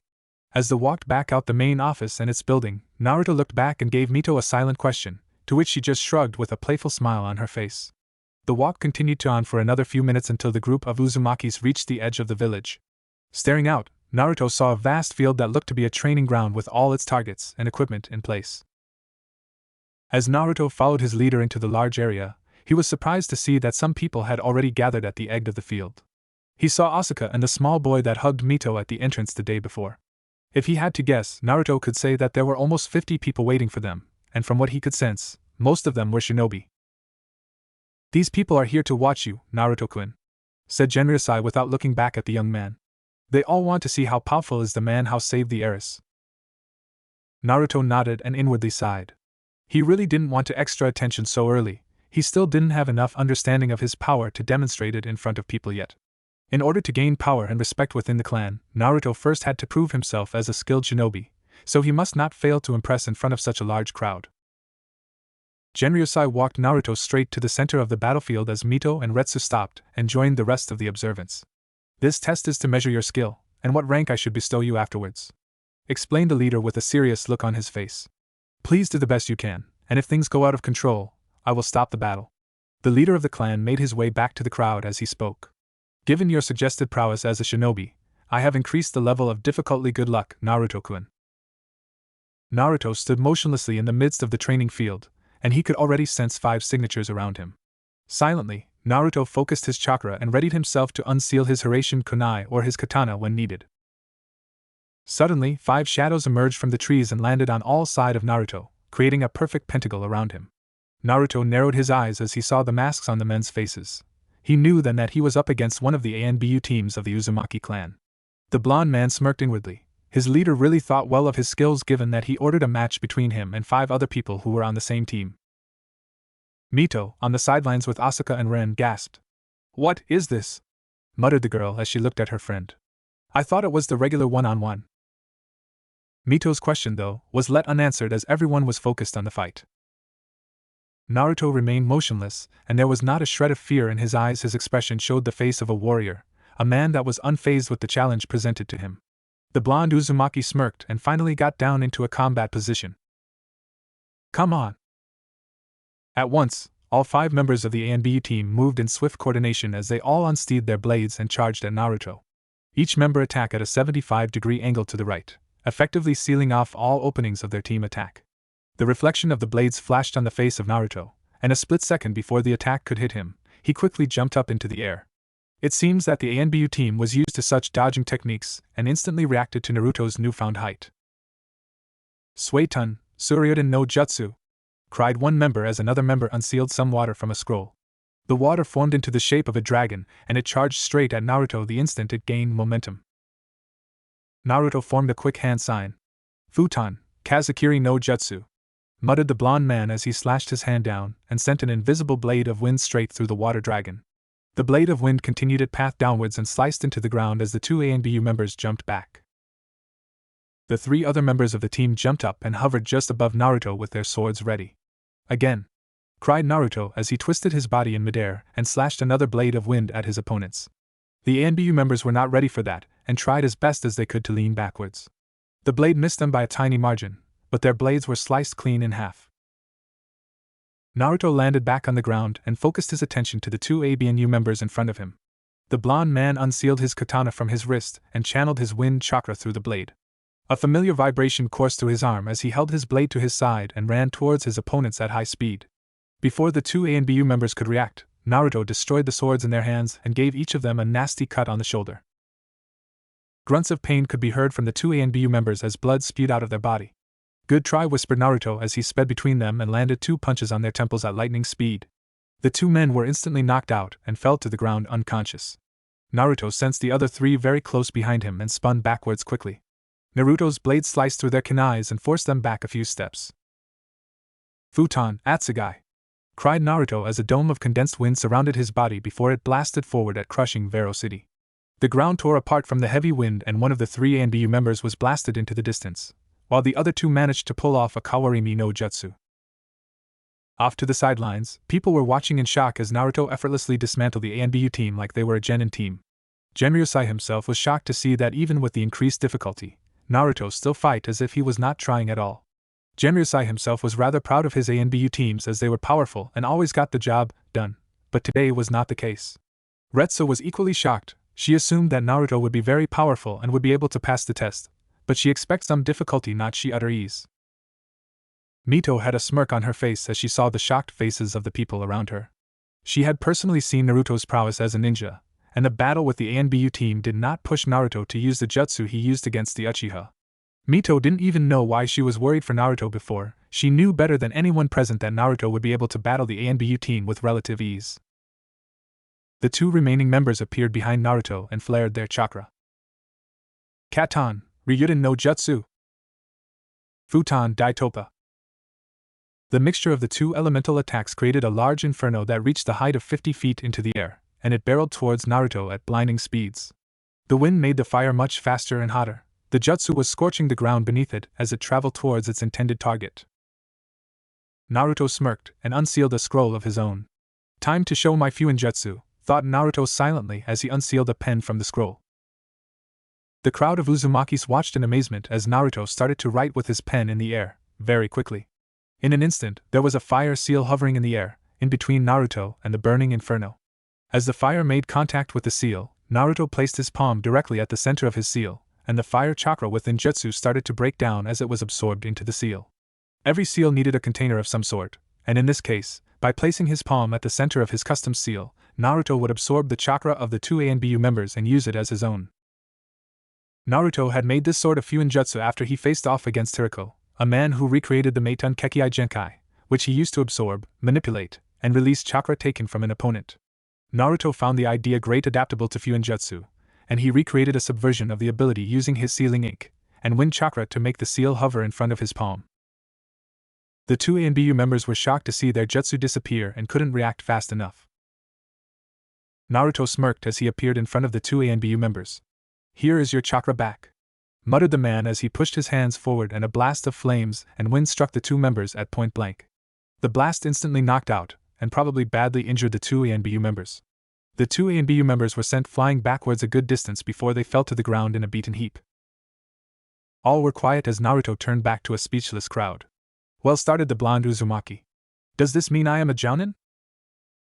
The village was still buzzing from excitement because of the extraordinary abilities the newcomer had shown. It was ingenious to think that one could recreate the effects of Meitun using Fuinjutsu, and even more ingenious to succeed in doing so. Never had anyone in the infamous clan of Fuinjutsu had thought of using Fuinjutsu such a way, and Naruto's innovation had provided proof to many people in the village that Fuinjutsu was not limited to scrolls and reading. Uzumaki Mito had a smile on her face as she saw the astonished look on her father's face. Mito knew that her father had always wanted a powerful lone shinobi to be born into the Uzumaki clan, so that they would no longer have to depend on the Senju clan if they were targeted by singular powerful shinobis. Mito herself, while a talented kunoichi in her own right, was not as gifted as the powerhouses that were her childhood friends. Senju Tobirama and Senju Hashirama were two of the most powerful people Mito knew. Since they were children, the Senju clan had been in war, and the Uzumakis had often aided them in battle.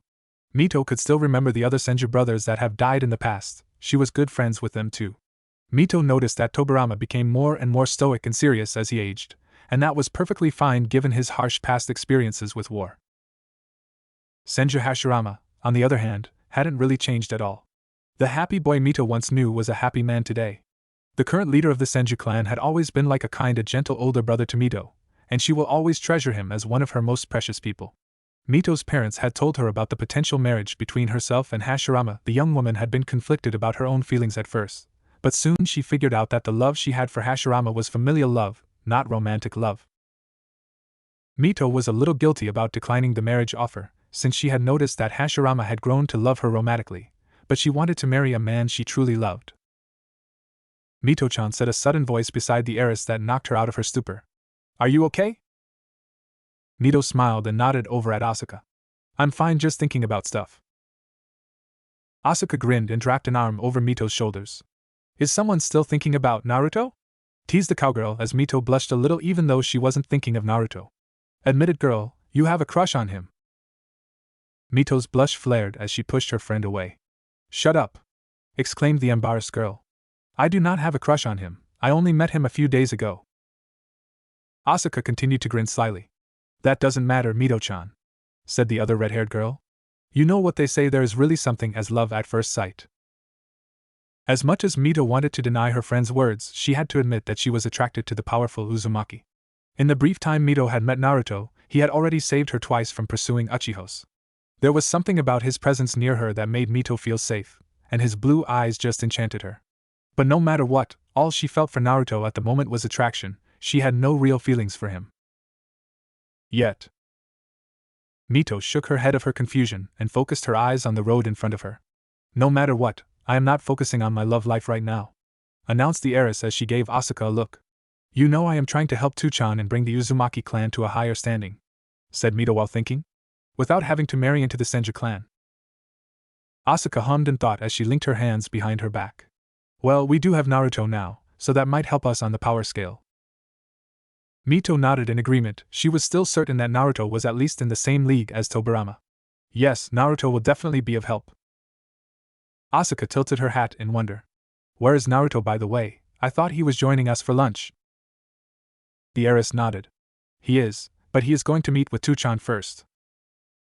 Back in Genryosai's office, Naruto was standing with pride as his leader offered him an official Uzumaki Hittite. Naruto gladly placed the headpiece against his forehead, and despite the coldness of the metal against his skin, Naruto felt warmth spread out from within his body. Naruto once again felt the fire within him surge with motivation. He was determined to bring the Uzumaki clan to the pinnacle of the elemental nations. Genryosai smiled at the look in Naruto's eyes and patted his shoulder. I like your determination, Naruto-kun, said the aged leader. Your will and power shall bring the Uzumaki clan to further greatness. Naruto bowed deeply for his leader. I will do my very best, Genryosai-sama. The Uzumaki leader smiled as he walked back behind his desk and sat down. The young man in front of him could very well be the person he would need to bring the Uzumaki clan into the league of the Uchiha and Senju. At the same age as Hashirama, Naruto showed tremendous power and skill. Genryosai wasn't sure if Naruto was as powerful as the Senju brothers, but he knew that it was enough to bring back their former fame. As you know, Naruto-kun, began Genryosai as he gestured Naruto to take a seat. The Uzumaki clan had been falling into the backwater of the shinobi world in recent years, and that is a dire problem for us. Naruto nodded seriously, sensing the atmosphere of the incoming conversation. The Uchiha and Senju clans were blessed with tremendous talent in recent years, and they have surpassed in his power because of that, but now that we have acquired a wayward son like yourself, I hope you join them in the higher ranks. Naruto smiled, happy that his leader thought so much of him. You flatter me, Genryusai-sama. The old man chuckled and shook his head. I believe in giving credit when credit is due. Genryusai poured himself and Naruto some tea. No ordinary shinobi can take down a full ANBU team of mine without so much as breaking a sweat. Naruto smiled at the implications. You are one powerful young man, Naruto-kun, and you may very well be a beacon of hope for our clan. Naruto graciously accepted his cup of tea with a slight bow before responding. The Uzumaki clan is my home and family. I will give it my all to see the day when we are even more powerful than the Senju and Uchiha. Genryusai smiled and sipped on his tea. I am happy to see such fire in you, Naruto-kun. Sensing that his leader was in a good mood, Naruto decided to test the waters a little. Genryusai-sama? Started the blond man as he gained the attention of his leader. Might I offer a personal opinion of mine of the clan as of now? Interested, Genryusai nodded with a smile on his face. Of course. Naruto inwardly sighed before he began. I found that the Senju and Uchiha clans are not only powerful because of their exceptionally strong leaders, but also because of their vast number of clansmen. Deduced the blond man as Genryusai nodded in agreement. While in the long term, our clan can promote the idea of having more children to the couple in the village, so we could have that advantage too, but that would be time-consuming and impractical. Genryusai finished his cup of tea and looked at Naruto. And what might you suggest as an alternative? Naruto smiled. Please bear with me, Genryusai-sama, as this may sound unorthodox, muttered the young man almost sheepishly. But I was thinking that we should acquire ourselves some allies from outside of the clan. The Uzumaki leader was intrigued. You mean from other clans?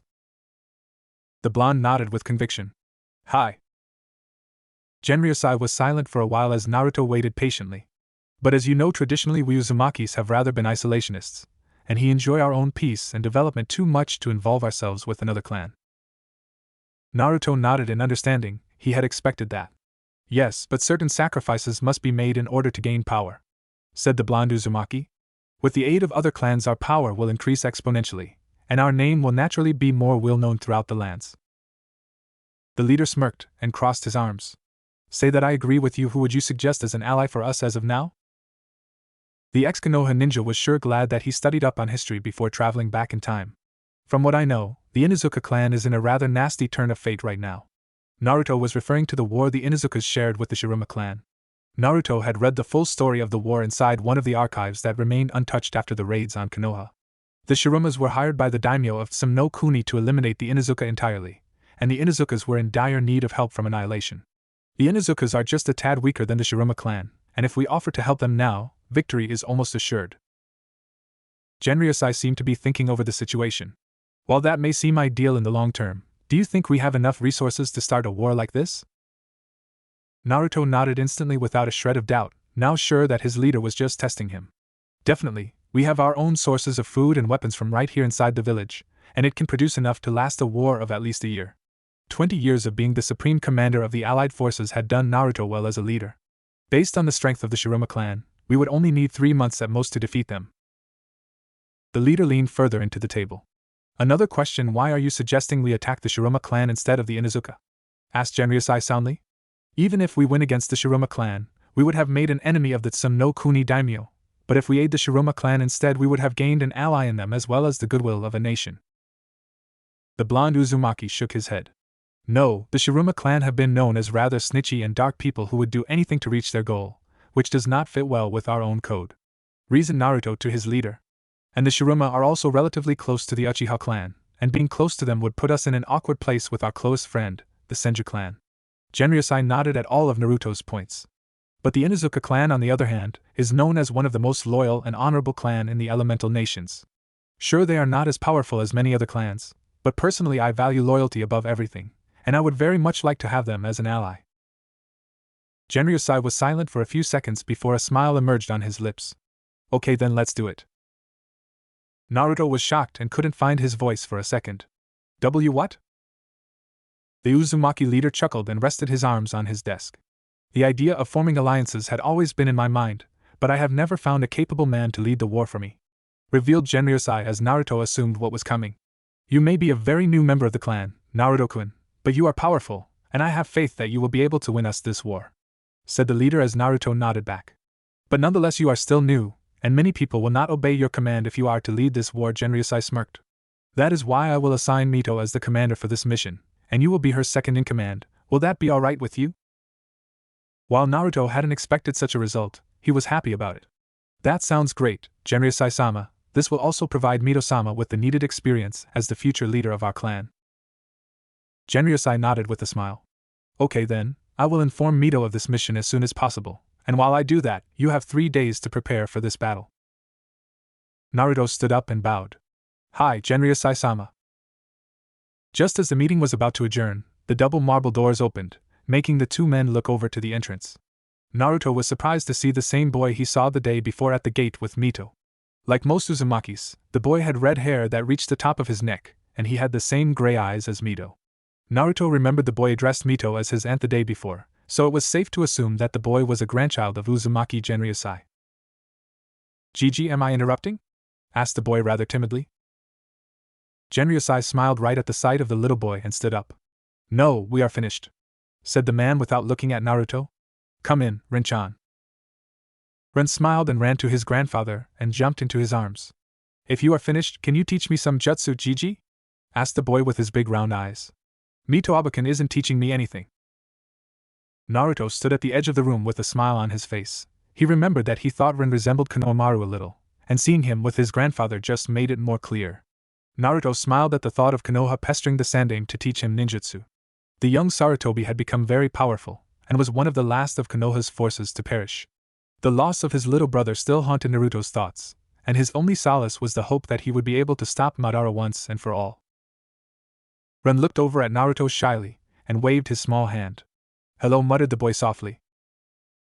Naruto smiled and walked closer to his leader and the boy. Hello there, Rin-kun, I'm Naruto. Rin smiled and nodded quickly. I know, I remember that you are the one who saved Mito Abakan.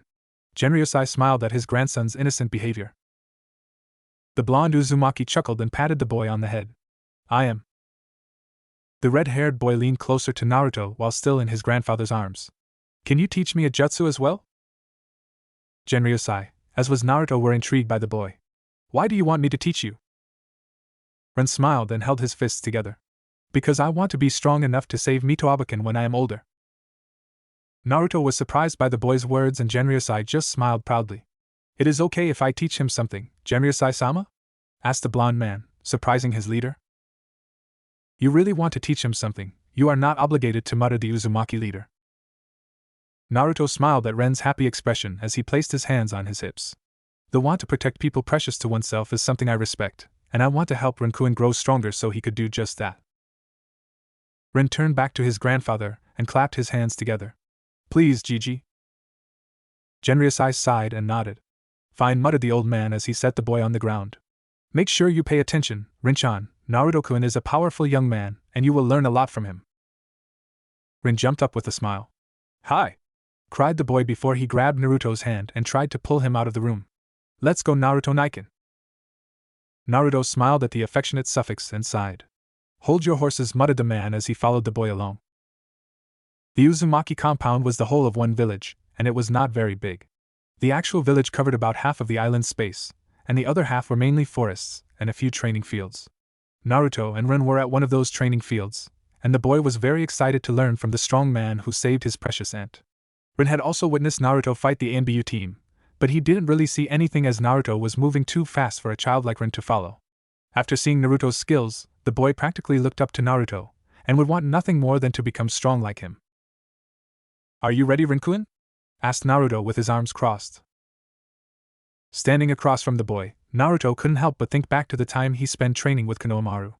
Both the master and the apprentice were rather idiotic back then, and Naruto knew now that teaching Rin his sexy jutsu would be a very bad idea. Inwardly chuckling at the face his sexy jutsu had made out of the Sandaime and Jiraiya, Naruto outwardly had a straight face on him that slightly intimidated the boy in front of him. Rin was standing as straight as a board as he nodded. Hi! Naruto smiled and nodded. Good, come at me.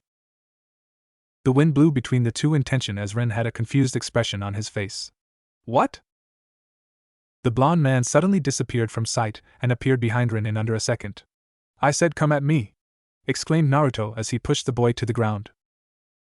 Ren groaned as he hit the ground but quickly stood back up. Fine, you asked for it, cried the boy as he charged at Naruto with openings everywhere. The red-haired boy took 3 seconds to reach Naruto and launch a sloopy punch at Naruto's torso. Naruto just stood still and let the boy hit him. A baby has more power than you, hit harder, ordered the older Uzumaki as he pushed the boy down again. Ren growled in anger and rushed back at Naruto. Haha! Cried out the boy as he jumped and kicked Naruto in the chest. It was still miserably weak, but Naruto smiled at the fact that Ren realized that kicking was much more powerful than punching and changed his strategy. It was a good sign for the boy. Still no good, try again. Ren pushed himself up again and relentlessly charged at Naruto with reckless abandon. While Naruto continued to accept the boy's attacks, he was silently monitoring his stamina, chakra control, and chakra reserves. As an Uzumaki, Ren had larger chakra reserve than normal people, and his stamina was that of a proper Uzumaki. But his problem was his chakra control. It was perhaps a very common problem among Uzumakis. Because their chakra reserves were larger, they would have more difficulty regarding chakra control. Naruto inwardly grimaced at the thought of the effort he put in to complete master his own chakra. It took him almost 2 years to accomplish. Having to adapt to the chakra of the Kyuubi and part of the Jubi was no easy feat, but the rewards were astounding. The blond man's eyes widened slightly at the reminder his chakra control should be much better than before. He no longer held the mass volumes of chakra because of the Kyuubi and Jubi, he now only possesses his own natural chakra. A smile found its way to Naruto's face. With his chakra control now, he could most likely be able to recreate Tsunade's superhuman strength. Such power would aid Naruto much in these difficult times. Naruto planned to reunite all the clans in Konoha under Uzumaki's name, and that would require quite a bit of strength. Ha! Cried Ren as he punched Naruto across the face. Naruto was broken out of stupor from the harder than usual punch from the boy, and looked down at him. Okay, that's enough, Ren-kun. Ren was panting a little as he rested his hands on his knees, trying to catch his breath. The boy couldn't believe how strong Naruto was. He was punching and kicking as hard as he could for a few minutes straight, and the man took all of them like they were nothing. Ren couldn't even see a mark or a red spot of his face after his hardest punch. Naruto smiled and crossed his arms across his chest. Not bad, Ren-kun. The boy looked up at Naruto confused. And not bad? The blond man patted the boy's head and nodded with a smile. Yes, I was merely measuring your chakra reserves and stamina, and I have to say that you are pretty good considering how young you are. The boy smiled at his words and nodded. But your chakra control is rather sloppy, and it is holding back your usual skills. Ren looked down a little and nodded timidly. Yeah, Bachan had been telling me the same thing, but I am getting tired of the chakra exercises. Naruto chuckled and nodded. I know what you mean, I hate those tedious tasks myself, muttered the man as Ren chuckled back. How about I teach you a little trick so you can speed it up a little? Ren looked amazed and nodded. Sure, is there something like that? The blond man smiled and nodded. Yes, there is. Give me your hand. The boy held out his palm in front of Naruto. This is a seal that I made a few years back, muttered Naruto as he slapped a piece of paper on the boy's hand. What does it do? Just as Ren asked that question, he felt a lot of his own chakra being sucked into the seal, and a moment later, a poof of smoke appeared around him. Ren looked on his shock as a clone of himself stood right beside him. He reached out for it and touched its arm. It's a solid clone Suga. Naruto chuckled at the boy's amazement. This seal basically creates a Kage Bunshin for you without you having to cast the jutsu yourself, explained the man as his hands on his hips. I would teach you the Kage Bunshin later, but you are not ready for it now, so you will use this seal. Ren looked up at Naruto again with his smile still on his face. But how will this help me with my chakra exercises? Naruto smiled and crossed his arms. The greatest benefit of a Kage Bunshin is that whatever the clone experiences would be transferred over to the original after it is dispelled, explained the man as the boy started to nod slowly. So, training with one Kage Bunshin basically is cutting the training in half, as whatever progress he makes, you get them. Ren jumped up in joy and excitement. Wow, this is amazing, cried the boy as Naruto chuckled and absent-mindedly thought that the boy was smarter than he was when he first learned of the secret from Kakashi and Yamato. It took him quite some time and a demonstration to understand. So how many clones can I make with this seal? Only one, replied Naruto smoothly. With your chakra right now, one clone is the best number for you. Any more you wouldn't be able to sustain them long enough to get any actual training done. Ren had a perpetual smile on his face. Okay, one is still much better than nothing. The boy ran and wrapped his arms around Naruto's waist, taking the man in surprise. Thank you, Naruto and I. Naruto had a blank look on his face for a brief second before he ruffled the boy's hair and patted him on the back. You're welcome, little man. Just remember that when you get stronger you have to protect your Mito-Abaken as best as you can. Ren looked up at Naruto and nodded. Hi. Wow, you two sure are getting along, said a sudden voice from behind the two boys. Naruto and Ren looked over and saw a smiling Mito looking at them. The young woman had her hands on her hips and seemed to be quite amused at the scene. Suddenly, Naruto remembered that he was supposed to meet Mito and Asuka at Ichiya's ramen right after his meeting. He must have completely missed it. Naruto rubbed the back of his head sheepishly. Sorry Mito, I forgot about lunch. Ren giggled and ran to her aunt. Naruto and I was teaching me. Mito smiled and lifted Ren up into her arms. Really, is he a better teacher than me? Asked the girl as she kissed Ren on the cheek. Ren looked sheepish and nodded slowly. Well, Naruto and I's teaching is not as boring. Naruto chuckled as Mito just smiled softly. At least you are not a liar, Rinchan, said the girl with a sigh before she looked over at the blonde Uzumaki. You know, Asuka is a little pissed off at you for not showing up. Naruto smiled and nodded. I'll apologize to her as soon as possible, said the man as he walked up to his leader's daughter. And I'll say it to you now, sorry Mito. Mito waved him off and held Ren higher in her arms. It's alright, at least you were doing something good for Rinchan. The blonde chuckled and ruffled Ren's hair. Ren-kun is quite the smart boy, he understood what I taught him quite easily. Ren beamed at Naruto's praise. Ren suddenly popped up and jumped out of Mito's arms. I forgot that Bachan wanted to see me, cried the boy a little scared. Bye Mito-Abaken, Naruto and I'll see you later. The boy immediately ran out of the training field and toward his home. His Bachan would be angry if he was late. She is very scary when she is angry.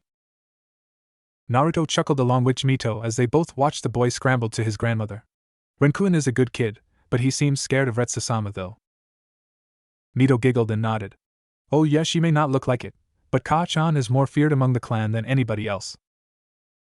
Naruto inwardly mused that Tsunade must have received her intimidating powers from Retsu. So Ren-kun is your nephew Mito? The heiress nodded with a sigh.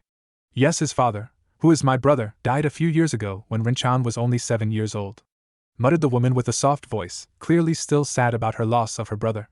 My other brother died a year after, and Rinchan had been quite sad ever since. The blonde placed a hand on Mito's shoulder for comfort.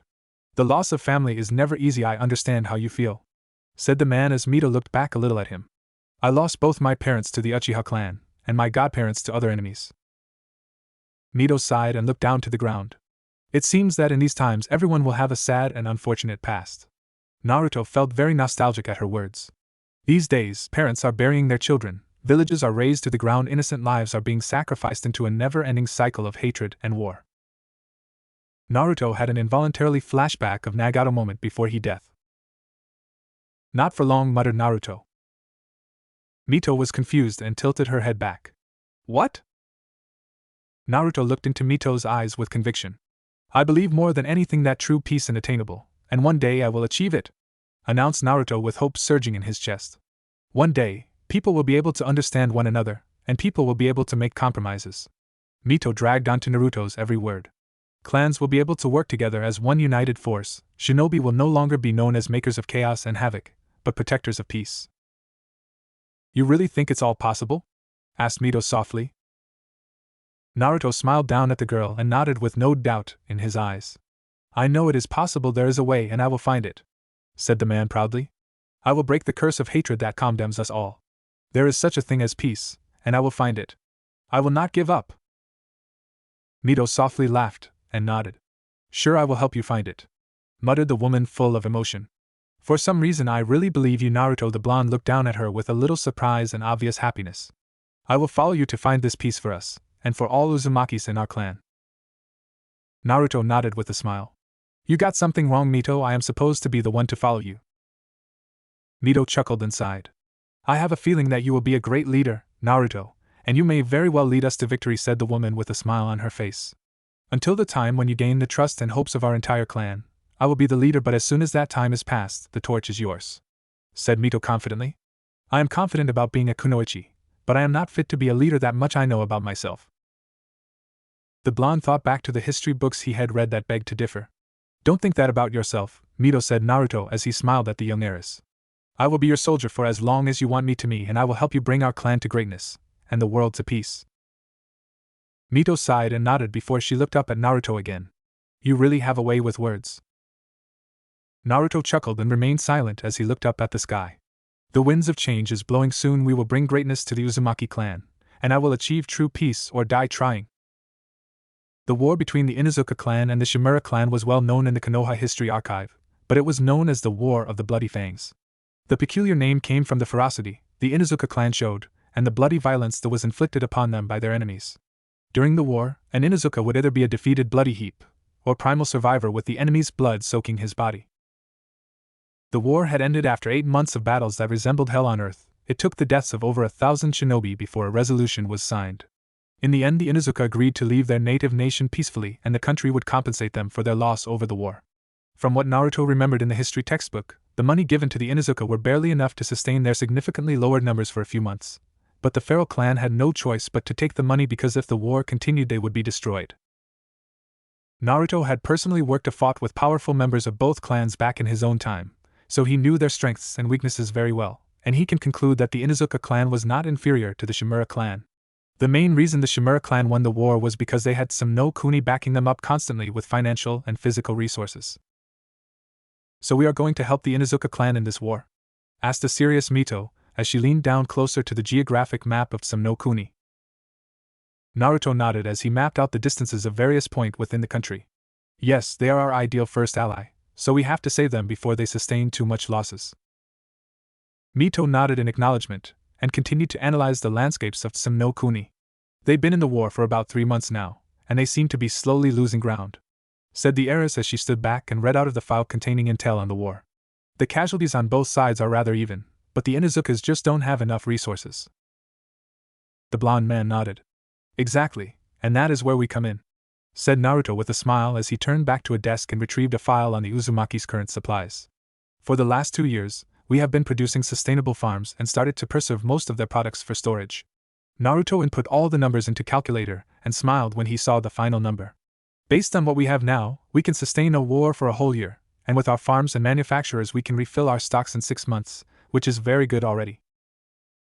Naruto and Mito had been researching and planning through their incoming mission for the last week, and things have been going quite well. Genryusai had officially tasked Mito with being the commander of the Uzumaki forces, and Naruto as his second in command. Official training routines had been ordered down to all Uzumaki shinobis, giving all of them a month to prepare for the war. The entire clan and all its subdivision were all working in conjunction with each other to prepare in the month mark, and it was going off like clockwork. Naruto had made use of a large office inside the main commander building of the village, and filled it almost to the brim with information of all sorts, from geographic readings to weather patterns in the area. Though the room was quite large, only Naruto and Mito worked inside it. There were other lieutenants in the village, but they were mainly focusing on training the troops and left strategy and logistics to the commander and Naruto. We are going to be moving into the country with about 500 people at first, muttered Mito as she kept punching in numbers into the calculator. Based on the speed we'll be traveling at and the distance between us and some no Kuni, it will take us about 5 days to get there. Naruto sighed. That is not fast enough, we should force a faster speed floor. Mito nodded. We can do that, but our troops might use up too much energy before the battle. The blonde man shook his head. We don't have a choice. 5 days to slow traveling with such a last group will just show the Shimura clan that we are coming. We need to force it up to 2 days in order to utilize the element of surprise. 2 days? Exclaimed Mito incredulously. Is that even possible? Naruto smirked and nodded.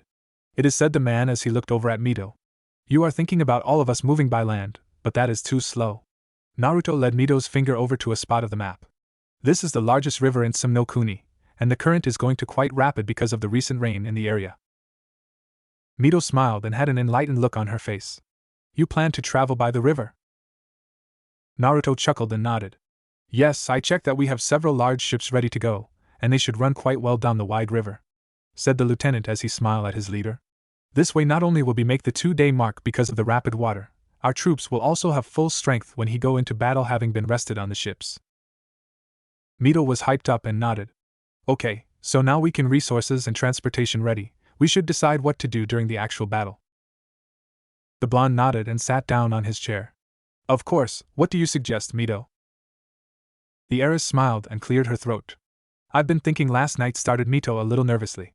Seeing that most people in the Shimura clan are wind users, we can line up our fire users in the front line to lock them in place while our other forces attack at a higher ground. Naruto smiled and nodded, making Mito to let out a breath she didn't know she held. The main battlefield right now is in the middle of a large terrain filled with mainly grass hills, and we can use that to our advantage. Naruto leaned forward to rest his elbows on his knees. You mean we will light the field on fire in order to strengthen our fire users? Mito nodded. Yes, that way they will be able to attack longer without using as much chakra forming their own fire. The blonde smiled kindly and shook his head. Mito, fire users are only effective against wind users when the control where their flames are, since they can use their control of the air pressure to deter the original direction of the wind. Explained Naruto as he looked directly into Mito's eyes. But when the flames are accessible to everyone, the wind user can use their wind to force the fire back to our direction. The heiress recoiled and nodded sheepishly. Right. Naruto smiled softly and sighed. Don't worry about it too much, Mito, soothed the man as he placed a hand on Mito's shoulder. This is your first large-scale battle. You will become more adept in these situations with experience. Mito nodded and smiled up at her friend. Isn't this your first war too? Have you been fighting like these before? Naruto smirked. I've been in some situations before that is somewhat like a war, but not on a scale this big, said the blonde casually. But I have experience in creating strategies, so you can rest assured that I can do this quite well. The red-haired beauty nodded. I know, she said with a smile. So what do you suggest we do for the initial attack? The lieutenant cleared his throat and looked down at the map. I agree with you that the majority of Shimuras are wind users, and that is their advantage and disadvantage. Started Naruto seriously. Their advantage is that they have far more wind users than we have fire users, and the wind and clear terrain will make us easy to aim for and kill. Mito nodded at her second-in-command's words. And that is not all. Wind jutsus are usually the fastest out of all the elements except for lightning, but it is also easier to control than lightning, so it is easily the best combat element there is. Mito was becoming nervous. That doesn't sound good. Naruto nodded. Normally when other clans are fighting against the Shimura clan, they would have a huge number of people in the front lines to be cannon fodder. All of them would die, but their sacrifice would create an opportunity to strike. Mito looked shocked and quite shook her head. There is no way we will do that, it is just wrong. Naruto smiled. I am very glad you think so too, Mito, those people are nothing but pathetic, said the man as Mito relaxed, seeing that he was not planning to use a wall of human shields. My plan is much safer and less barbaric. Do you remember my elemental absorption seal? The heiress' eyes widened as a smile emerged on her face. I see what you are planning, exclaimed the girl happily. You are going to use your Mighten-like Fuinjutsu to absorb all the wind chakra they send at us. Naruto chuckled. That is the most of it, but because I don't have time to teach many people how to use that sort of Fuinjutsu, I am the only one who can stop the Shimura's attacks, explained the man calmly. But thankfully, I can make a fair amount of clones, and each seal can cover about 10 meters of space, so we should be fine. Mito looked a little concerned. But you are talking about your Kage Bunshin, right? Naruto nodded affirmative. So wouldn't they run out of chakra? The blonde smirked. Normally they would last about 20 minutes if I value quantity over quality, but in this case it is perfect, said Naruto, getting a little excited. These clone will be using the absorption seals, and the chakra they seal with fuel their body because I am also a wind user. Mito gasped at the convenience of the situation. They will be like a self-sufficient engine that will bring our forces to the heart of battle. Mito smiled brightly and sat upright. Good, now we should be ready to go into battle. Naruto nodded. Yes, there is only so much we can plan and assume in war, so now everything we depend on the actual battle itself, said the man with an optimistic tone. But I have a feeling that the Shimura clan will be running with its tail between its legs. Inuzuka Shinrei was a man of honor and loyalty, and he had the utmost pride of the Inuzuka clan. For 20 years, Shinrei had been the leader of one of the greatest clans in the elemental nations, and he could proudly say that the Inuzuka clan had become greater since his promotion to leader of the clan. Shinrei could look up at the pictures of his forefathers without any shame of regret. As the leader of the clan, Shinrei had no regrets, but as a father of 5, he was worried for his children. Shinrei's 3 boys and 2 girls were his pride and joy, and he wanted nothing but the world for them. Like most others their age, the Inuzuka heirs and heiresses had to train to become ninja at an early age, and they too were forced to fight in the ridiculous war started by a young and naive daimyo. Tsum no Kuni had always been the home of the Inuzuka clan, and they worked in harmony with the late daimyo of the nation unfortunately, In some no Kuni's case, the apple fell far from the tree. The new daimyo was nothing like his father. He was a cruel and naive leader who wanted nothing but his own absolution. The Inuzuka had their own laws and values inside the clan, and when the new daimyo requested that they all abandon their name and join him in the palace as the royal guard, Shinrei refused, and that had triggered the war. The Shimura clan was another clan that was native to Tsum no Kuni, and had been rivals of sorts to the Inuzuka. The daimyo had sought the Shimura out to destroy the Inuzuka, and the reward would be the unlimited support by Tsum no Kuni as long as he was daimyo. Obviously, the Shimura had taken a liking to the new daimyo, and plotted a full-on war with the Inuzuka. "Otasama, you should not drink anymore," exclaimed a young woman about 20 years of age. She was Inuzuka Kagura, the youngest and a personal favorite of Shinrei. Like all others in the clan, Kagura had twin red fangs tattooed to the sides of her face, and her brown long hair trailed elegantly down her slender back. Shinrei sighed and smiled at his little girl. "I'm sorry, Kagura-chan, I never wanted this to happen," slurred out the man in a drunk haze. "All I wanted to do was to protect the clan's integrity and honor, not bring about its destruction." Kagura had tears welling in her eyes and hugged her father. "You did the right thing, Otasama. No one in the clan will ever condemn you for this war." Shinrei had to hold back his tears as he stared at the leather wall of his tent he was residing in, right in the middle of the Inuzuka military base. "2 of your brothers are lying severely wounded in the hospital wing, and your remaining brother and sister died." Kagura sobbed into her father's shoulder. "They won't die in vain." Shinrei gripped his fists tightly and gritted his teeth. "We are not weaker than the Shimura clan, but we are losing this war because of that damn daimyo," cried the man as he slammed his gourd of sake on the table, shattering it to pieces. "We can fight for another 6 months at most. If we stall it out any more than that, we will be completely destroyed." Kagura remained silent as she tried to think of a solution to unavail. "All we need is some more weapons and food, that way we can attack at full force and wipe the Shimura out at once." Because of the lack of food and resources on the Inuzuka front, only half of the force were being fed. The force had been split into 2, and each will fight one after the other daily. The fighting side will get to eat the night before, and so on. Because of this, the strength of the Inuzuka had been significantly weakened, but this was the only way to stretch the war out long enough to hope for an eventual side resolution. Kagura sniffed and wiped her tears. "So all we need is the help of another clan?" Shinrei sighed and nodded. "Yes, but that is unlikely, seeing that we are fighting a losing war. The other clans are in enough tension already. If they help us, they will put themselves in the spotlight," explained the Inuzuka leader. "And that will not be beneficial for them." A large brown canine sat down quietly next to Shinrei as they spoke, and the leader absent-mindedly ran his hand through his Ninken's thick fur. "But no matter what, Haramaru and I will fight to the very end." Kagura let loose her tears and rested herself against her father like she would when she wounded when he was a little girl. "Why did it have to turn out like this? Please, if there is someone out there, please help us." Hundreds of kilometers away, another father was hugging his daughter one last time before she set out for her own mission. Genryusai had a serious and professional expression on his face, but those close to him could tell that he was extremely nervous about his daughter going into battle for the first time. For the last week, Genryusai had made sure that everything was logged and accounted for before Mito left. He couldn't allow anything to go wrong during this war. Not only was it the Uzumaki clan's debut, it was also Mito's official S-ranked mission, and he couldn't lose her.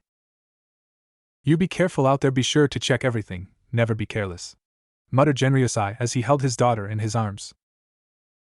Mito smiled and nodded. "I know, Tuchan, I promise I will come back safe and sound."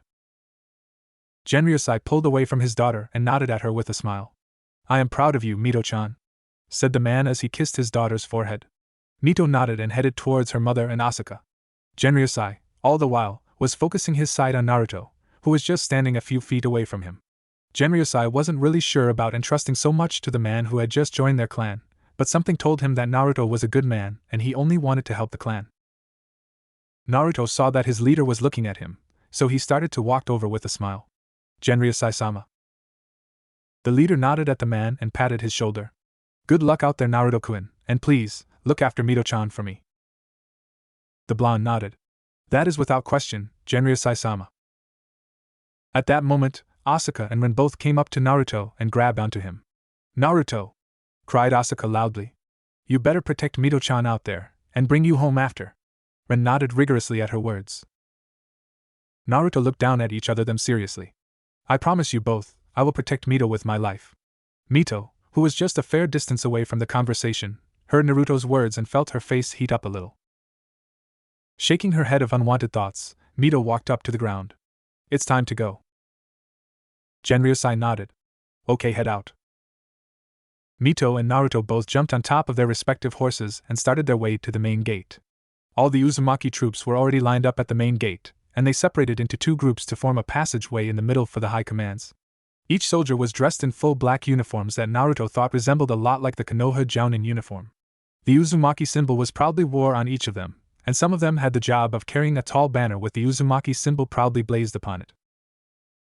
Mito rode down the passage with a serious expression on her face, trying her best to suppress the nervousness in her heart. Naruto rode silently behind Mito, his eyes locked onto her back. The man was quite worried for Mito. It was clear that she was an innocent girl and had never seen the horrors of war. One could never describe the cries of anguish, the red rivers, the smell of burnt flesh, and the eyes of each man they slay. Naruto was praying inwardly that Mito would remain the vibrant and happy young woman she was, after the war. Soon Mito and Naruto reached the front of the Uzumaki army, and the former looked back one last time at her friends and family, before she turned away and headed out the village. Are you ready, Naruto? Asked the commander. Yes, said Naruto clearly. We are all ready. The army had to travel on foot for a few hours before they arrived at the origin of the largest river in Sem-no-Kuni. Naruto had sealed the 5 large ships into 5 scrolls, and they were all ready to use once they arrived at the river. For the past few days Naruto had been mentally and physically preparing himself for once again walking into a war. He had fully measured his chakra capacity and his chakra control, and he knew what he was capable of. Now he will test his powers out on the Shimura clan. Steering his gaze forward, Naruto looked outward onto the horizon as he channeled his chakra to the bottom of his horse's stalls. Here we go. Kagura found herself waking up from a night of dreamless sleep, and she momentarily forgot where she was. Looking around her surroundings, she saw that she was once again in her father's commander tent, but he was nowhere in sight. Wiggling around in the chair she was sleeping in, Kagura noticed that her father's favorite coat was keeping her warm. She has been thinking with her father inside the tent for the last 2 days, and there was no great breakthrough yet. Otosama must have gone somewhere already, thought the young woman as she rubbed her eyes free of any drowsiness. The sound of a small whimper beside Kagura made her look down to her side, and she smiled when she saw her own little Niken. Hey Shiroi-chan! Chirped the Inuzuka heiress with a smile as she scratched her darling dog Bane's his ear. Shiroi was complete, covered with wilt fur, and had a pair of bright blue eyes. Kagura had chosen him as her Niken the moment he was born from her older brother's Niken, and she had cared for the dog like her own flesh and blood. Kagura sighed as she turned to the side and kissed Shiroi on the top of his head. How are you feeling, Shiroi-chan? The Niken snuggled against his master's legs and whimpered. Kagura sighed and rubbed her best friend tenderly. I know I'm scared too, boy. Shiroi leaned up and licked around Kagura's face, making her giggle.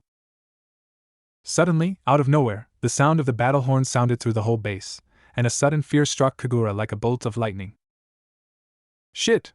Cursed the girl as she ran out of the tent with her Niken. By the sound of the horn, everyone in the encampment sprang into action. They were all trying to get to their posts as quickly as possible. Kagura watched as her clansmen all rushed back and forth to grab their weapons and equipment to fend the incoming attack, and at that moment she knew that many of them would not come back alive. The familiar feeling of utter dread came upon the girl once again, and she forced her legs to move from where she motionlessly stood. Grabbing the nearest spear, Kagura ran along with her clansmen. Where is Otosama? Asked Kagura authoritatively to a man at her side. The man looked grim. The commander is already at the battlefront. Kagura felt a bolt of fear jolt down her spine as she sped up as fast as she could to rush to the battlefield. Her father was still wounded from the last battle, and their sudden ambush must be intended to kill him. Kagura cursed the Shimura clan inside her heart as she gripped her spear tightly in her hands. Shiroi was running alongside his master obediently despite his fear. He wanted to fight alongside Kagura no matter what. As Kagura edged up to the battlefield, the sounds of battle already filled her senses like an unwanted disease. From far, she could see a large dust cloud that had taken over the majority of the battlefield, and it housed where the strongest shinobi were fighting. Invisible blades of wind were flying through the battlefield like pestering lethal flies, and bodies were once again dropping one after another. Blood was flowing freely on the ground and slowly painted the grass red. Kagura cursed her own heightened sense of smell as the stench of blood filled her nose. On the other side of the battlefield was Kai Shimura, the eldest son of the Shimura clan leader, Shimura Bakura. Lately, the son of the leader had often taken charge and fought on the battlefield as the leader of the Shimura forces, and he was not far off from his father. Kai was as ruthless and cold-blooded as his father, but he was somewhat justified since they were in war. Sympathy in war was just idiotic. It is the survival of the fittest, and the strongest will win. That is the only rule in war. Kai's personal guards were clashing blades with Shinrei, and the older leader was already breathing heavily. "Damn you, Shimura," muttered Shinrei as Niken panted next to him. Kai smirked as he sat calmly on his horse. "Come on, Shinrei Dano, my father assured me that you would at least be able to offer a decent challenge." Shinrei cried out fiercely and ran forward with his Niken. "Tsuga Pierce!" cried the man as he jumped and spun his body around with Haramaru. They crashed into one of Kai's guards and sent him flying into the distance. The vortex of Inuzuka power continued to tear up the battlefield, but it was not enough. The 5 remaining guards of Kai all formed simultaneous hand signs. "Futon, Kaze no Yaiba, blades of wind technique," announced the group of men as blades of razor-sharp wind form around their stretched palms. They all rushed to the leader of the Inuzuka, eager to end the war by killing the old man.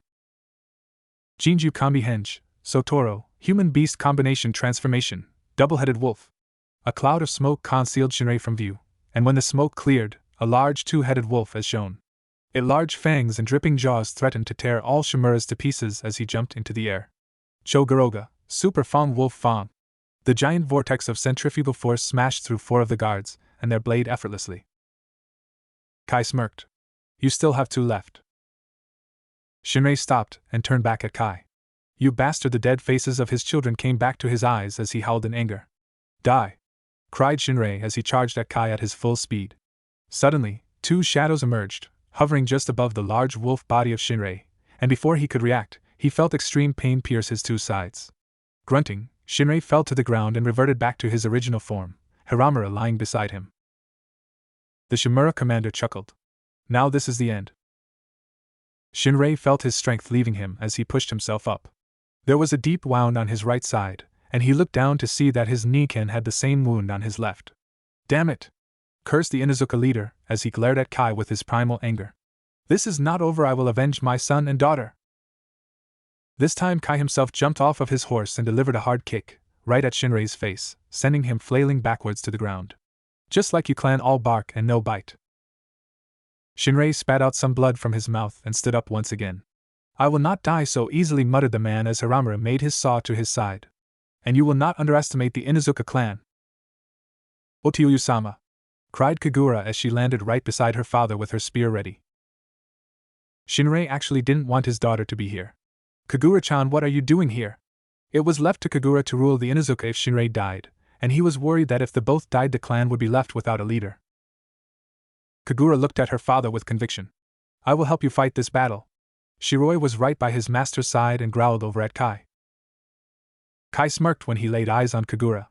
"I got to say, Shinrei Dano, this daughter of yours is much more beautiful than your other one," said the young man with a slick tone that made Shinrei and Kagura sick.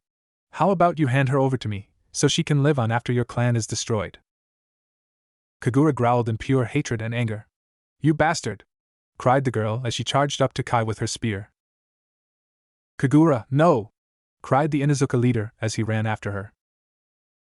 Kai smirked and easily sliced Kagura's spear in 2 and caught her in his arms.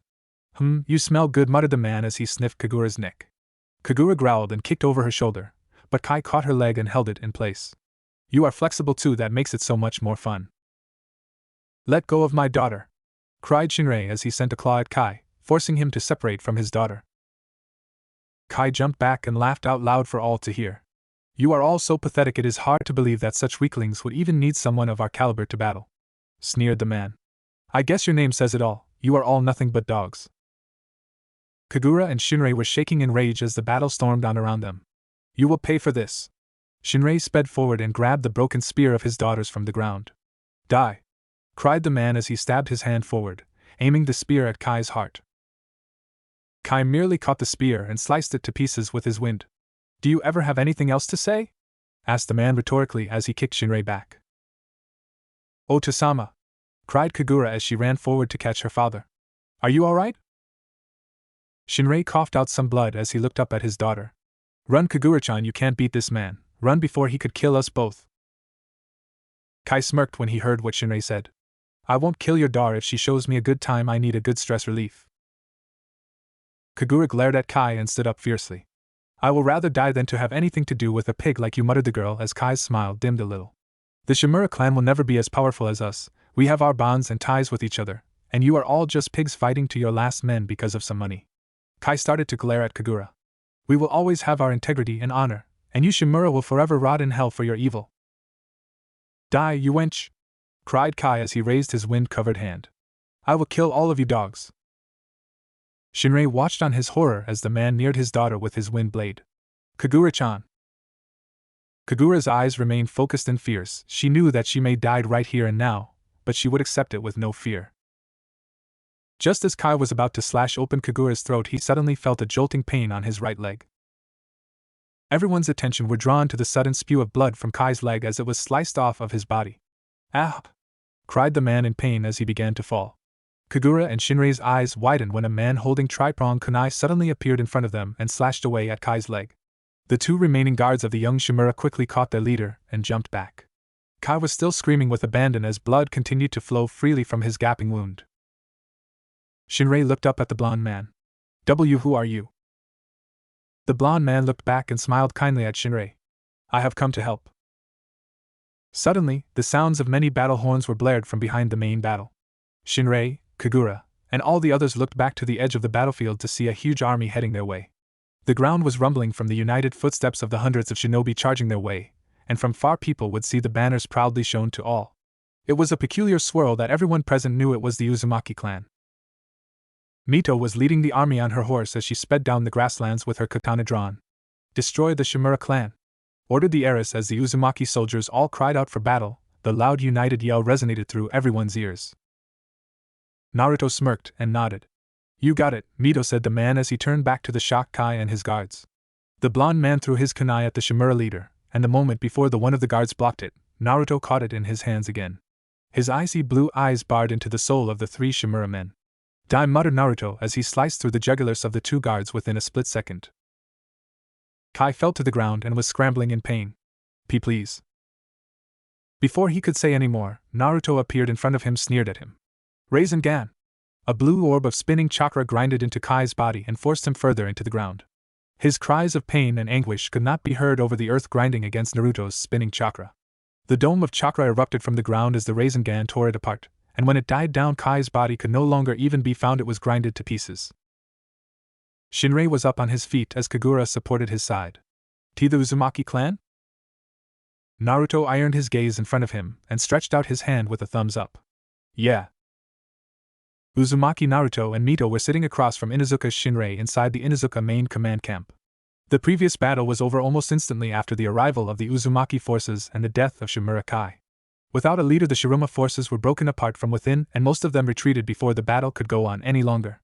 The Inuzukas took their chances and attacked most retreating enemies as they could. By the end, it was safe to assume that almost a quarter of the Shimura forces were killed. Shinrei had tiredly invited the high command of the Uzumaki clan back to his command camp and tasked his subordinates to organize enough space for the rest of the Uzumaki members. Mito and Naruto ordered the other lieutenants to help organize the placement of the others, and the two of them had followed the Inuzuka leader back to discuss further actions. I am forever grateful for your help, Uzumaki-dano, said Shinrei graciously as he bowed down a little. Naruto smiled as he looked over at Mito, who mirrored Shinrei's bow. You are very welcome, Shinrei-dano. We hope this is enough to prove that the Uzumaki clan is here to help. Shinrei smiled and nodded. Of course, and I must say that your timing is impeccable, said the man kindly.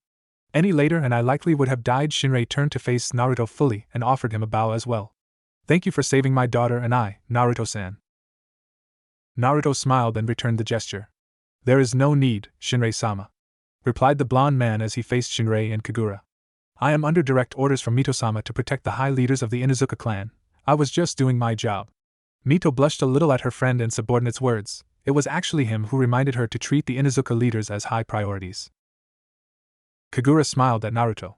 No matter what, Naruto-san, you saved my Oto-sama and myself, and for that we are eternally grateful. Shinrei turned a tad serious and looked over at Mito.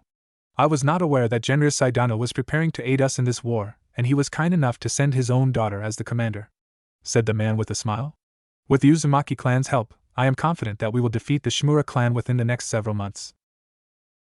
Mito smiled. I agree.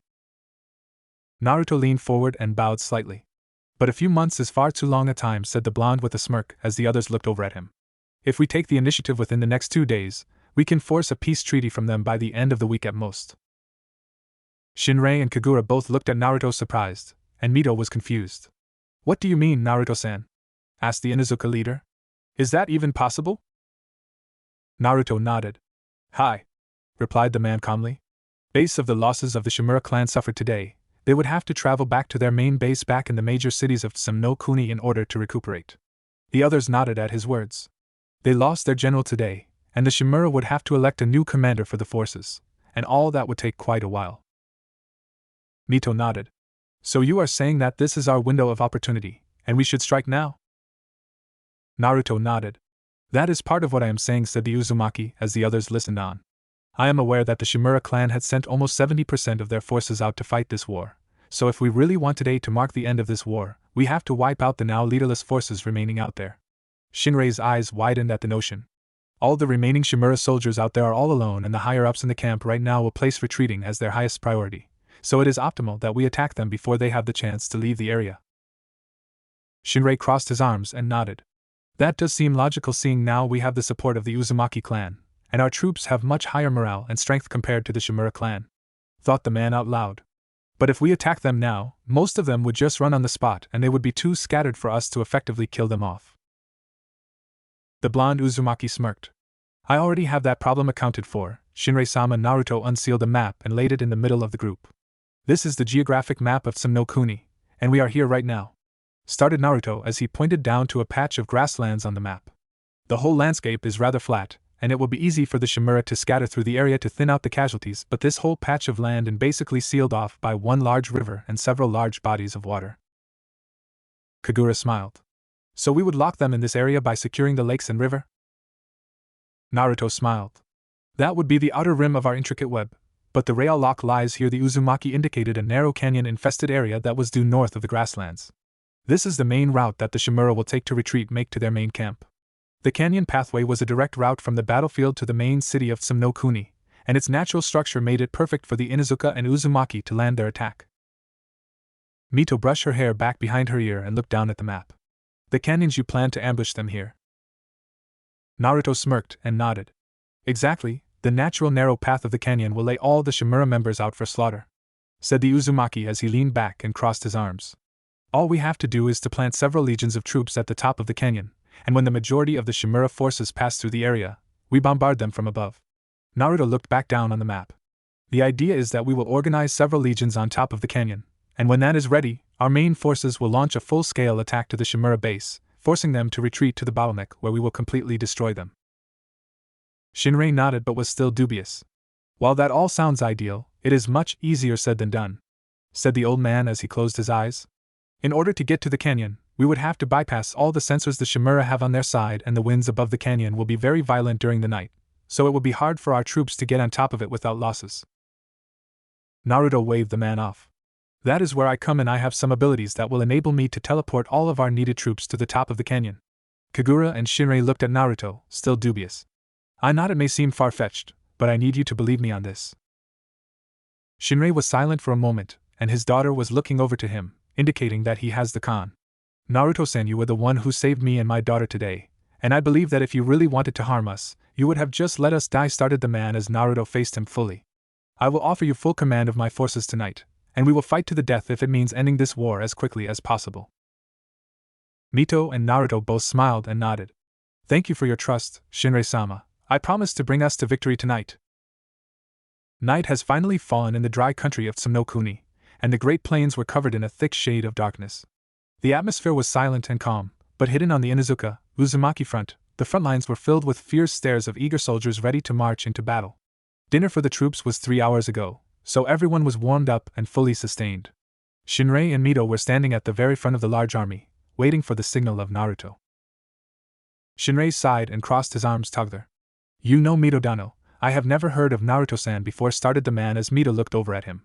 Surely a man of his abilities would be revered as a powerful shinobi, but I have never heard of his name before. Mito smiled and nodded. Naruto joined us a short while ago. He is the son of a wayward daughter of the Uzumaki clan, and he had decided to join the clan after the death of his parents. Shinrei nodded as Mito spoke. Naruto works in very discreet manners, so it is not surprising that his name is unknown to most. Shinrei nodded in understanding. I see. Off to the distance of the darkness, Naruto was barreling down the grasslands at top speed. The blond man suppressed his chakra to a minimum as he skimmed through the vast land at blinding speeds. Naruto could sense the vast numbers of the Shimura clan just ahead of him, and he sensed that the negative emotions in the large camp was surging outward the waves.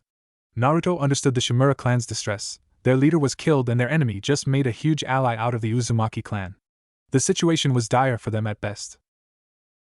Naruto was sure that the Shimura clan would be retreating very soon to avoid further confusion and casualties, and he must put his plan in action before that happened.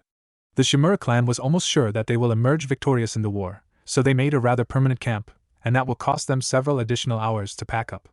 They cannot abandon their camp, seeing that the last thing they would want would be the Inuzuka clan to steal all of their resources. That would put them in a very bad position. Naruto made a rather sharp turn to the right, and arrived at the base of the right side of the canyon. Here goes nothing, muttered the man as he jumped up and used his chakra-filled steps to run up the natural narrow stone wall as discreetly as possible. The wind was indeed very violent as Naruto gained height, but it was relatively simple for a man of Naruto's stature. Looking up, Naruto deduced that the canyon was quite tall, over 300 feet in height, very acceptable for his plan. The Uzumaki landed on the top of the canyon with a smirk on his face. Well, that was quite simple after all, muttered the man to himself as he looked down at the Shimura base. Looking back to his side of the canyon, Naruto knelt down and planted a Jutsushiki on the surface of the rock. Naruto looked over to the other side of the canyon, roughly 50 feet across from his side. Unsealing a Hiraishin kunai from his wrist, Naruto narrowed his eyes over to the other side as he pulled his hand back. Based on the wind cut and the distance, Naruto would have to throw the kunai about 45 degrees to the right in order to hit his intended target. Channeling some wind chakra into the kunai to increase its cutting power, Naruto threw the kunai with deadly precision, and just as he predicted, the kunai struck a large piece of rock and embedded itself tightly within. There we go. Quickly teleporting back to the Kwani he left with Mito, Naruto appeared in front of his beautiful leader with a smirk on his face. Phase 1 is complete. Shinrei and Mito were both a little shocked at Naruto's sudden appearance, but smiled back at him nonetheless. Great job, Naruto! Exclaimed Mito with clear relief. She was quite worried for her second-in-command and good friend. Naruto smiled and nodded back. Thank you, Mito-sama. Shinrei walked up to Naruto with a serious expression. We have separated 2 groups of men just as you assigned, they are right over there. The blonde Uzumaki nodded and headed over to the 100-man separated into 2 groups, each of them standing parallel from each other, 50 feet apart. This group was a mix of Inuzuka and Uzumaki members, all among the weaker members of both clans. Naruto wanted to reserve the stronger members of both clans for the main forces that will be charging head-on with the Shimura. The weaker ones will serve a greater purpose, attacking from above from the top of the canyon. Mito had provided the 100 men with hundreds of paper bombs and kunai, all sealed into small scrolls. The ambush from the canyon will majorly be dependent on heavy projectile attacks from above, and the splash damage of the paper bombs will make things all the more successful. Naruto walked up to the group of a strong sense of authority. Is everyone ready? Yes, Naruto-sama, cried the 100 men in unison.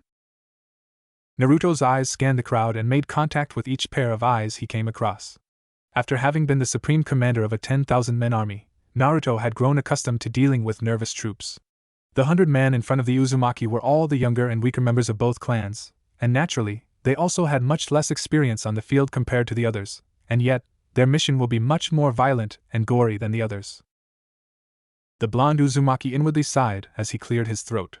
I know everyone here is nervous about the upcoming mission, stared Naruto seriously. But this is something we all must do, this is our responsibility as Inuzuka and Uzumaki members. The 100 men gave Naruto their undivided attention. I will not sugarcoat anything, this mission will most likely be the most gory and violent slaughter you will have experienced, and some of you will feel extremely repulsed, but it is going to be okay. Mito and Shinrei were also looking back at the scene with interest.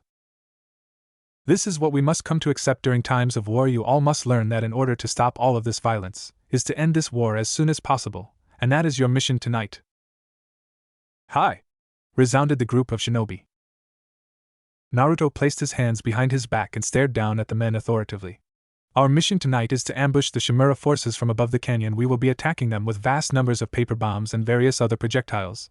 Our goal tonight is to kill at least 90% of their forces before daybreak.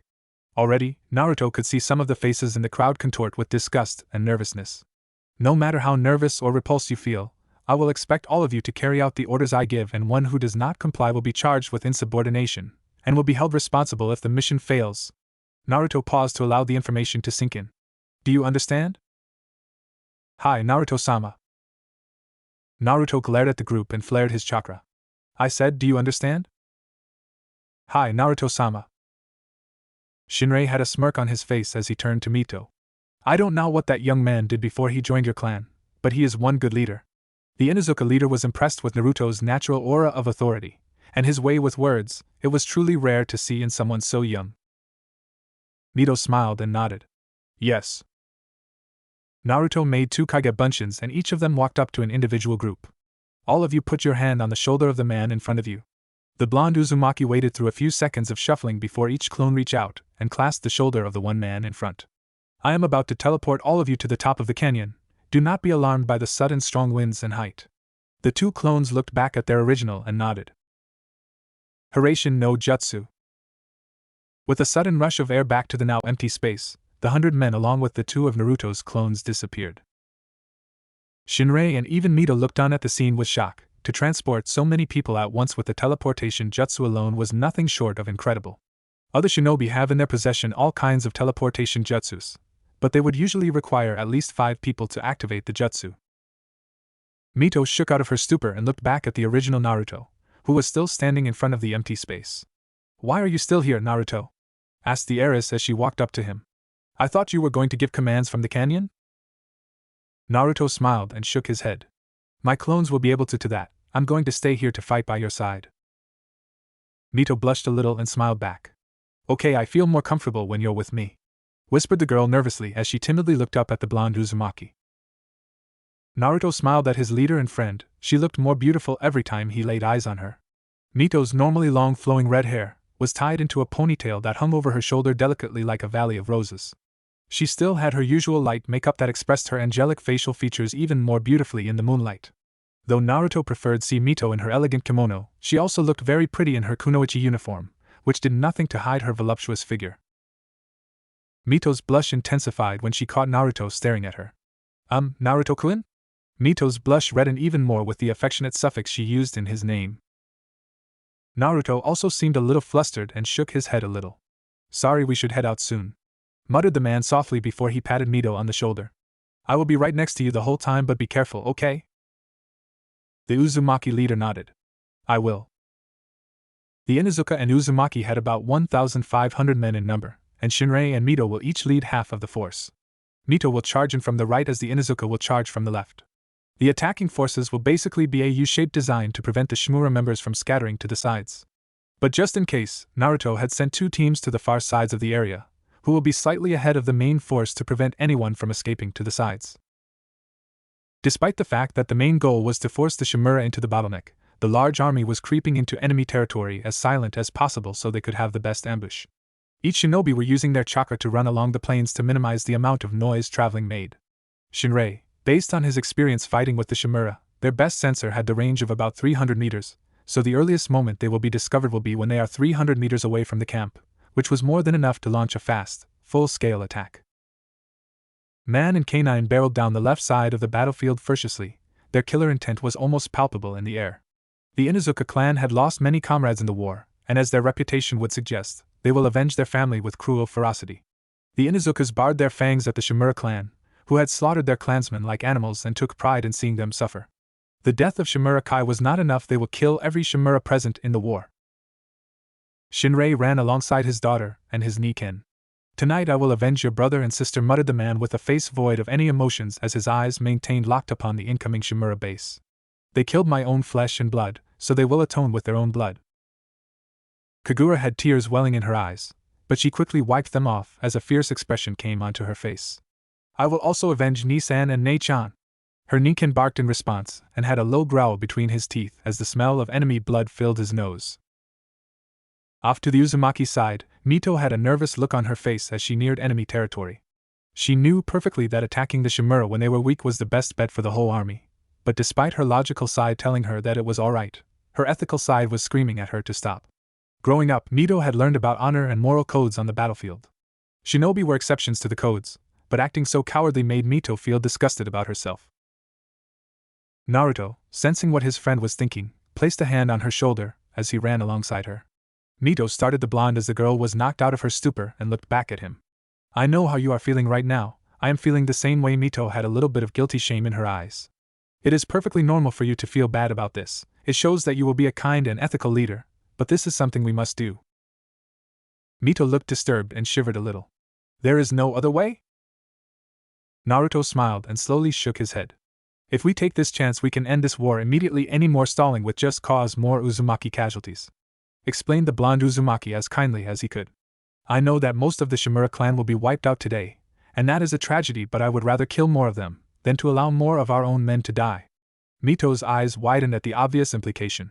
This is what happens in war, Mito. It is a survival scenario. Only the strong will win. It is unfortunate and depressing, but we must accept it for the time being. The Uzumaki heiress seemed to be digesting Naruto's words as she ran absent-mindedly. Okay. Naruto felt a striking sadness in his heart as he clasped Mito's shoulder tighter.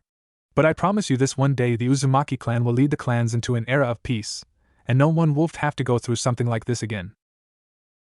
Mito, despite her strong conflicted emotions, smiled back at Naruto with a nod. Thank you, Naruto-kun.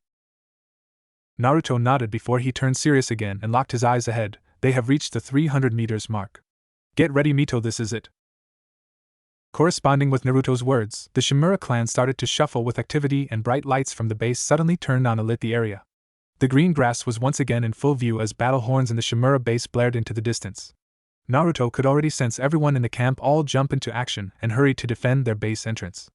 The Uzumaki was impressed with the fast logistics of the Shimura, but he knew it was all futile because he would also feel tremendous fear and frustration within the base. Compared to the fierce and motivated morale of the Uzumaki Inuzuka front, the Shimura stood no chance at all. Terrifying sounds of clenching jaws and deep growls came off in waves from the Inuzuka side as torrents of Getsugas were being launched into the enemy base. The ferocious and feral forces of the Inuzuka members and their Niken shredded through the scattered Shimura forces like wine through paper. Cries of anguish and despair filled the area, causing some of the less experienced people in the attacking army to feel guilty and overwhelmed. Mito had to bite her own lips to prevent tears from spilling over her eyes. Uzumaki's attack! Ordered the heiress loudly. Hundreds of kunai wrapped with paper bombs were instantly thrown to the far ends of the Shimura base at Mito's command. Hundreds of explosions sounded through the area as the ground shook violently with the heavy damage of the bombs. The Uzumakis all let out a unified cry of battle despite all the guilt they felt, and charged straight into the disassembled Shimura base. The Uzumakis haven't been in a war in quite some time, so seeing the bloody scene in front of them was disconcerting to say the least. The normally green grass were soaked in fresh blood, random limbs were scattered around the area, and piles of unrecognizable flesh scattered throughout like discarded trash. The white leather tents were bathed in red, and the cries of pain and anguish was deafening to all. This was no longer war, this was a massacre. While it was the first time the Uzumaki launched an attack directly at the Shimura base, their forces completely overwhelmed their enemies. The Shimura members were all scattering their base like frightened deer, all scrambling to get out of their base as quickly as possible. Naruto grunted as he ran through piles of corpses toward a group of frantic enemies. Gomen whispered the man to himself as he sped through between them and sliced through their jugulars with his wind's chakra. It was quick and painless. Shinrei had lost himself in the midst of his onslaught. All he could think about were the faces of his dying son and daughter, and how frightened they looked before they took their last breath. His children were only just starting their lives, yet they died before they could even be married. Just that thought filled the Inuzuka leaders with untamed rage, and that fueled him to slaughter as many Shimura members as he could. The aged man was covered in blood along with his Niken as they plowed through men like they were cattle. Dozens of men fell around them in shredded bloody heaps.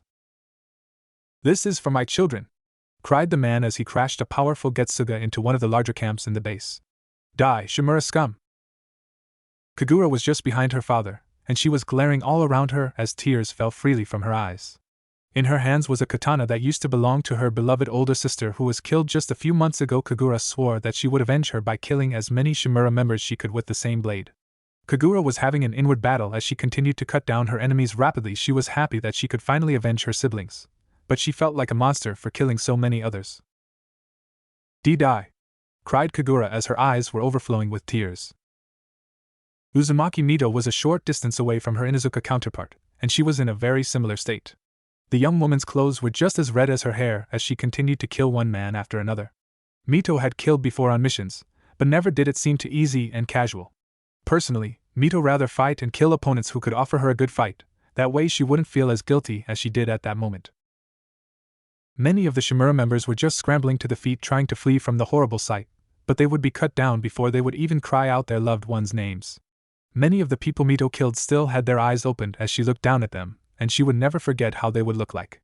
It was a stare of complete and utter despair and anguish. Mito knew that they were looking directly at her as their pupils grew dim, and she felt her soul crumble more and more as she sliced through more men. Ah! Cried Mito in anguish as she tried to blank herself while she slaughtered her enemies. The Uzumaki heiress held a kunai in each hand as she sped through the area soaked in blood. She could feel the stinging pain of fatigue in her feet, her hands, and especially her arms. But Mito couldn't stop. Her adrenaline forced her to continue her onslaught until she had accomplished her mission. The cries of hell started to fade around her, and all Mito could hear was the sound of her own heartbeat and breath. For some reason, Mito noticed that her heartbeat was going much slower than what she would expect, and her breathing was going very slowly. It was as if time had begun to slow down for her, and the horrible scenes in front of her were being permanently carved into her mind. Mito wanted to stop. Mito wanted to cry. Mito wanted to give up. But for some reason, her body wasn't responding to her commands and she continued to spill blood onto the normally beautiful green grass.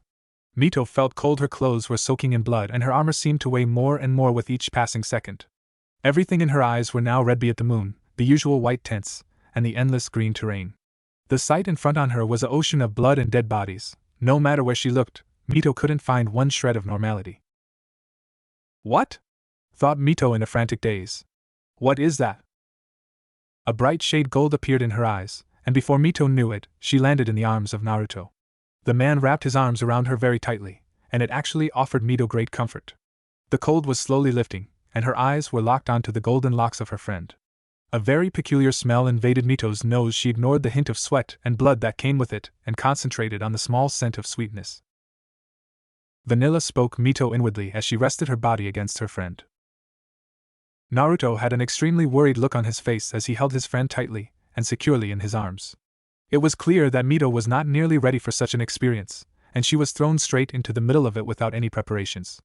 Naruto knew that it was necessary, and many people he knew that done so before. He couldn't help but feel extremely guilty about putting the innocent girl through all of that. Naruto found himself praying to Kami that Mito